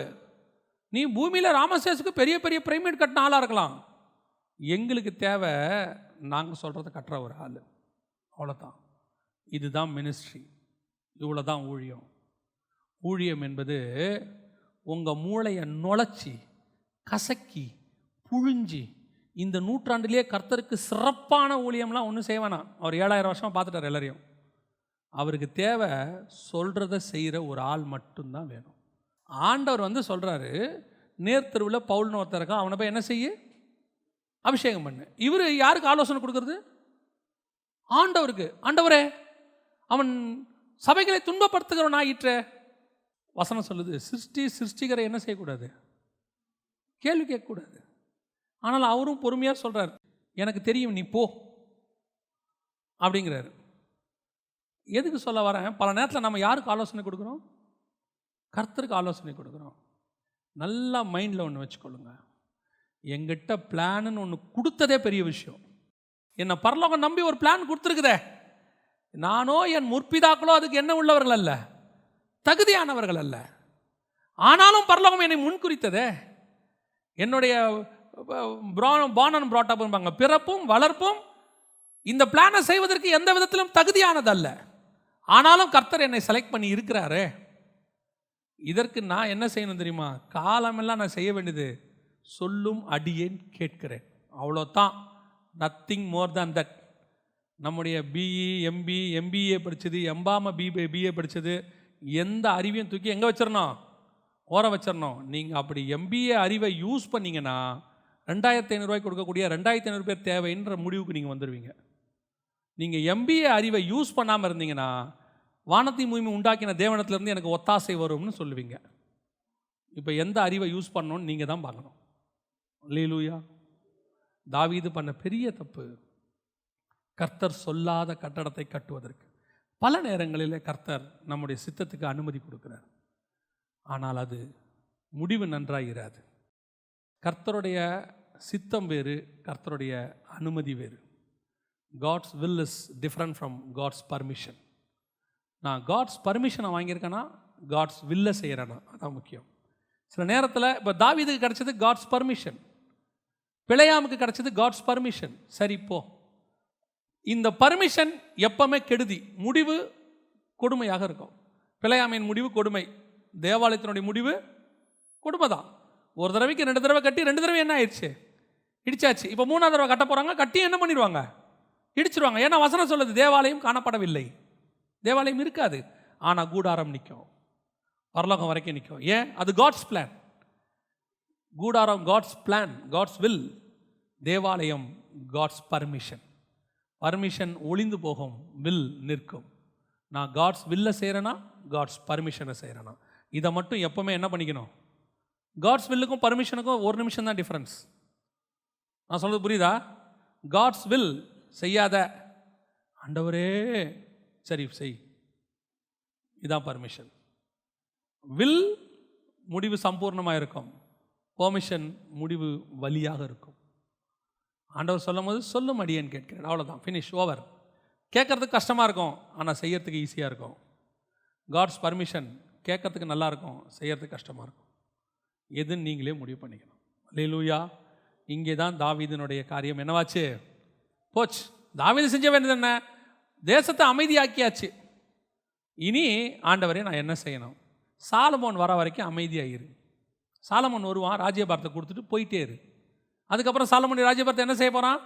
சமாதானமாக செய்வான். இப்போ இவர் பண்ண தப்பு, அதுக்கப்புறம் தேசத்தை விட்டு ஓடியாந்து எல்லாம் செஞ்சு கடைசியில் அந்த ராஜ்யபாரம் யாருக்கிட்ட தான் போச்சு? சமாதானமாக போக வேண்டிய ராஜ்யபாரம் எப்படி போச்சு? சண்டை சச்சுருவோட போச்சு. காட்ஸோடைய வில்லை மாற்ற முடியாது, ஆனால் எந்த ரூட்டில் ட்ராவல் பண்ணுறோங்கிறது தான் முக்கியம். சமாதானமாக ஊழியத்தை முடிக்கிறோமா இல்லை சண்டையோட முடிக்கிறோமா? ஆனால் ஊழியம் முடியும் கண்டிப்பாக. எப்படி முடிக்கிறோன்றது தான் முக்கியம். இதான் அந்த இடத்துல நடந்துச்சு. இப்போது இந்த 2 பேரும் விட்டதை யார் நிறைவேற்றுறா? இயேசு கிறிஸ்து நிறைவேற்றுகிறார். இப்போ இயேசு கிறிஸ்துவுக்கும் நீங்களும் நானும் ஒரே சந்ததியாக இருக்கிறோம். இயேசு கிறிஸ்துவுக்கு சந்ததிகள் கிடையாது, அவருடைய வித்து நமக்குள்ள இருக்கிறது. நாம் மட்டும்தான் அவருடைய சந்ததியாக இருக்கிறோம். தேவனுக்கு சந்ததிகள் கிடையாது. இதுக்கு ஒத்த வசனம் இன்னொன்று வாசிங்க. ரோமர் நிருபம் 8ஆம் அதிகாரம் 29வது வசனத்தை வாசிங்க. ரோமர் 8:29 வாசிங்க. தம்முடைய குமாரன் அநேக சகோதரருக்குள்ளே முதற் பேரானவராய் இருக்கும்படிக்கு. அப்போது இயேசு கிறிஸ்து முதற் பேரானவர் இல்லையா? ஒரே பேரானவரா முதற் பேரானவரா? இயேசு கிறிஸ்து பூமிக்கு வரும்போது ஒரே பேரான குமாரன் தான். அவர் தம்முடைய ஒரே பேரான குமாரனை தந்தருளி இவ்வளவாய் உலகத்தில் அன்பு கூர்ந்தார். அவர் வரும்போது ஒரே பையன்தான் பிதாவுக்கு. இப்போ இந்த வசனம் 8:29, தேவன் தம்முடைய குமாரன் அநேக சகோதரருக்குள்ளே முதற் பேரான இருக்கும். அவர் ஃபஸ்ட்டு, நம்ம எல்லாரும் செகண்ட். முதற் பேரானவராக இருக்கும்படிக்கு தேவன் எவர்களை முன்னறிந்தாரோ அவர்களை தம்முடைய குமாரனின் சாயலுக்கு ஒப்பாய் இருக்கும்படிக்கு முன்னறிந்திருக்கிறார். அப்போ நாம் எல்லாம் செகண்ட், நாம் எல்லாம் சந்ததிகள் கிடையாது, சந்ததி. அப்போ அவருக்கு நாம் ஒரே பேரான குமாரனுக்கு நாம் எல்லோரும் 2வது பசங்களாக மாறி இருக்கிறோம். ஆபிரகாம் பண்ண தப்பையும் தாவீது பண்ண தப்பையும் அவர் சரி பண்ணிட்டார். இப்போது இயேசு கிறிஸ்து வந்து என்ன செய்யலை? பாடு அனுபவிச்சு தாவீது மாதிரி யுத்தங்கள்லாம் முடிச்சு ஓய பண்ணிட்டார். இன்னும் சமாதானத்தின் ராஜா வரல. சமாதான ராஜா வந்து ஆளுகை செய்யணும் 1000 வருஷம். அதுக்கு முன்னாடி அவர் தேவாலயம் கட்டின மாதிரி பிதாவின் சித்தத்தை தாண்டி என் கல்லறையை ஆலயமாக்கி கும்பிடுங்கன்னு சொல்லாமல், எதுவுமே செய்யாமல் நீங்களே தேவனுடைய ஆலயமாக இருக்கீங்கன்னு ஒரு கூடாரத்தை திருப்பி உருவாக்கிட்டு போயிட்டார். கல்லை உடைச்சிட்டு கூடாரத்தை கொண்டாந்துட்டு போயிட்டார். இப்போ நீங்களான என்னவா இருக்கிறோம்? கூடாரமாகிய ஆலயம். தாவீது கூடாரத்தை ஆலயமாய் மாற்றினான். இயேசு இருக்கும்போது இந்த ஆலயத்தை ஒரு கல்லின் மேல் ஒரு கல்லில் அப்படி இடித்து விட்டு கூடாரத்தை உண்டாக்கி விட்டு போயிருக்கிறார். அல்லேலூயா. அப்போ மெல்கிசேதேக்கின் முறைமையின்படி அழைக்கப்பட்டிருக்கிற நீங்களும் நானும் தேவனுடைய சந்ததிகளாகவும் இருக்கிறோம், தேவனுடைய ஆலயமாகவும் இருக்கிறோம். ஆபிரகாம் செய்த தவறுகளையோ தாவீது செய்த தவறுகளையோ செய்யாதபடிக்கு நிவர்த்தி செய்வோமானால் நம்ம மேலே இருக்கிற ஹெவன்லி பிளான் கடைசி வரைக்கும் ஓடி முடிக்கும். இது ஆபிரகாமுக்கு வந்த சோதனைகளும் உங்களுக்கு வரும், தாவீதுக்கு வந்த சோதனைகளும் உங்களுக்கு வரும். கடைசி வரைக்கும் அதுக்கு தான் ஃபஸ்ட்டு அந்த பிளானை வாங்கிடணும். இப்போ இதான் உங்களுக்கு பிளானுங்கிறது ஓரளவுக்கு என்ன செஞ்சுருக்கும், இப்போ தெரிஞ்சிருக்கோம். நான் மெல்கிசேதேக்கின் முறைமையின்படி அழைக்கப்பட்டிருக்கிறேன்னு தெரிஞ்சிருச்சு. இந்த அழைப்பில் நான் எப்படி முடிவு பரியந்தம் ஓடி முடிக்கணுங்கிறத கேட்க வேண்டியது மட்டும்தான் நம்முடைய பிளான். அப்படி செஞ்சு முடித்தோம்னா நாம் அந்த இயேசு கிறிஸ்துவின் சந்ததியில் அவரோடு கூட பாடு சகித்தோமானால் அவரோடு கூட ஆளுகையும் செய்வோம். கரெக்டாக நமக்கு அந்த பிளான் முடிஞ்சிடும். மத்தேயு 1:1 நீங்களும் நானும் வந்துடுவோம். ஆமென். அல்லேலூயா. ஜெபம் பண்ணுவோமா நம்ம எல்லாரும்? Thank you holy spirit. நன்றி ஆவியானவரே, நன்றி அப்பா, உமக்கு நன்றி. எல்லாம் கண்களை மூடுவோம் எல்லாரும். உங்கள் பிளான் என்ன ஆண்டவரே? ஆண்டவர் எனக்கு என்ன வச்சுருக்கிறீங்க? என் மேலே நீங்கள் நியமித்து வச்சுருக்கிற திட்டம் என்ன? நாங்கள் மெல்கிசேதேக்கின் முறைமையின்படி அழைக்கப்பட்டவங்க மட்டும் தெரிஞ்சிருச்சு.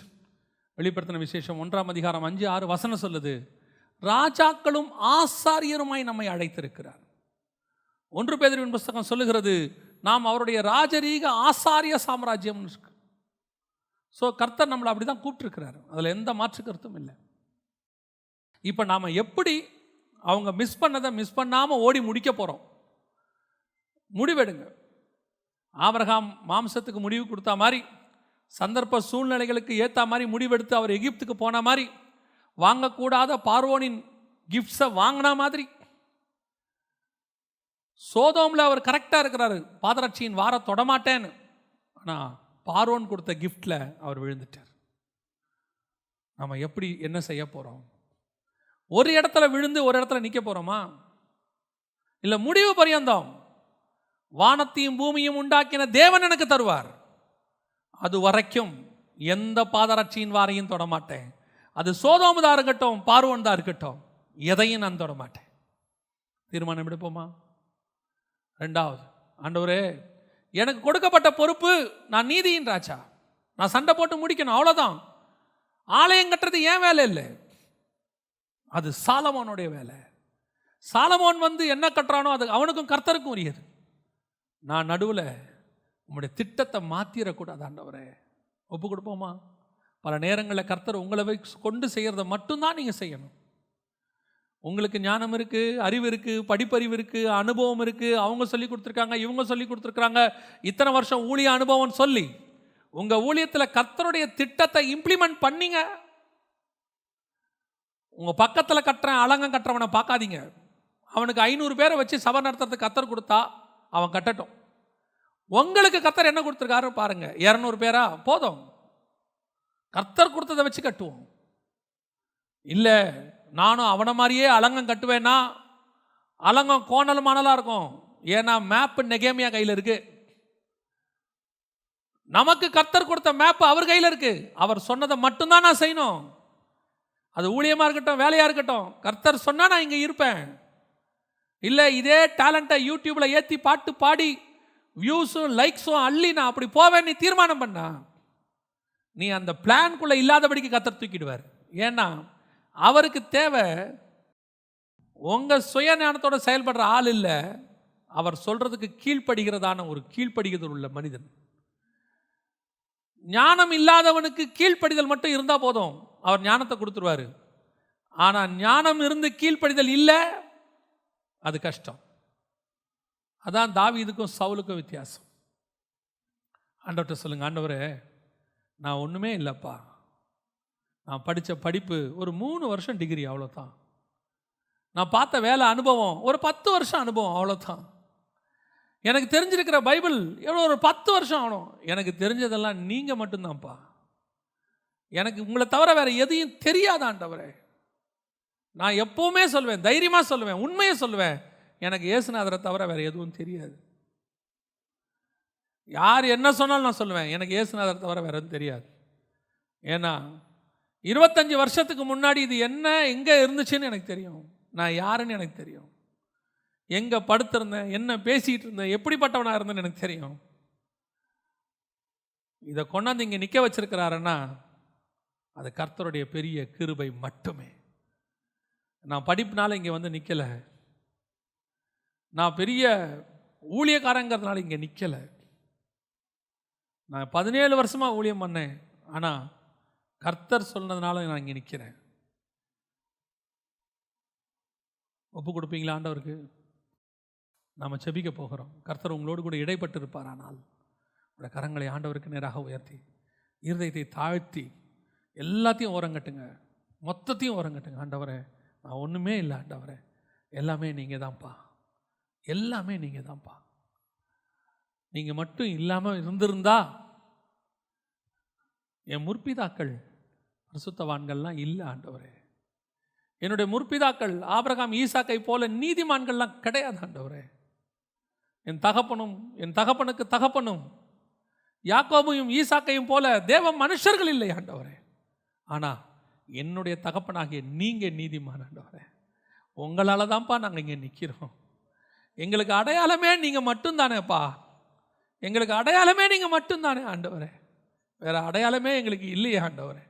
நீங்கள் மட்டும் இந்த கழுதையை விட்டு இறங்கிட்டீங்கன்னா இந்த கழுதையை யாருக்குமே தெரியாது ஆண்டவரே. ஒப்பு கொடுப்போமா? அதுதான் உண்மை. எங்கள் சர்வ வல்லமை உள்ள தகப்பனே, எங்கள் மேலே வச்ச பிளானை முடிவு பரியந்தம் ஓடி முடிக்க பவுல் சொல்வது போல விசுவாசத்தை துவக்கினவர் முடிக்கவும் வல்லமை உள்ளவராயிருங்க. நாங்கள் ஓடி முடிக்க எங்களுக்கு கிருபை பாராட்டுங்கப்பா ஆண்டவரே. நடுவில் வரக்கூடிய பார்வோன்கள், நடுவில் வரக்கூடியதான சோதோம் ராஜாக்கள், நடுவில் வரக்கூடிய ஆகார்கள், எங்களுக்கு தோன்றக்கூடியதான தேவாலயம் கட்டுற பிளான்கள் எல்லாத்தையும் நாங்கள் ஓரங்கட்டுறோம் ஆண்டவரே. நீங்கள் என்ன சொல்கிறீங்களோ அதை நாங்கள் செய்கிறோம். ஒவ்வொரு வாட்டி ஒவ்வொரு நிமிஷமும் நீங்கள் என்ன சொல்கிறீங்களோ அதை நான் செய்கிறோம். நீங்கள் தான்ப்பா எங்கள் அடையாளம், நீங்கள் தான் எங்களுக்கு எல்லாமே. நீங்கள் கிருபை தாங்க ஆண்டவரே. முடிவு பரியந்த நாங்கள் ஓடி முடிச்சு உடைய சமூகத்துக்கு வந்து நிற்க கிருபை பாராட்டும். இங்கே நிற்கிற ஒவ்வொருத்தரையும் ஒப்பு கொடுக்குறோம். நோக்கம் இல்லாமல் முகாந்திரம் இல்லாமல் இங்கே கொண்டு வந்திருக்க மாட்டீங்க ஆண்டவரே. கொண்டு வந்திருக்க நிச்சயம் ஒரு முகாந்திரம் உண்டு. அதை செய்து முடிக்க கிருபை பாராட்டும். எங்கள் ஆண்டவர் இயேசுவின் நாமத்தில் ஒப்பு கொடுத்து ஜெபிக்கிறோம் எங்கள் ஜீவனுள்ள நல்ல பிதாவே.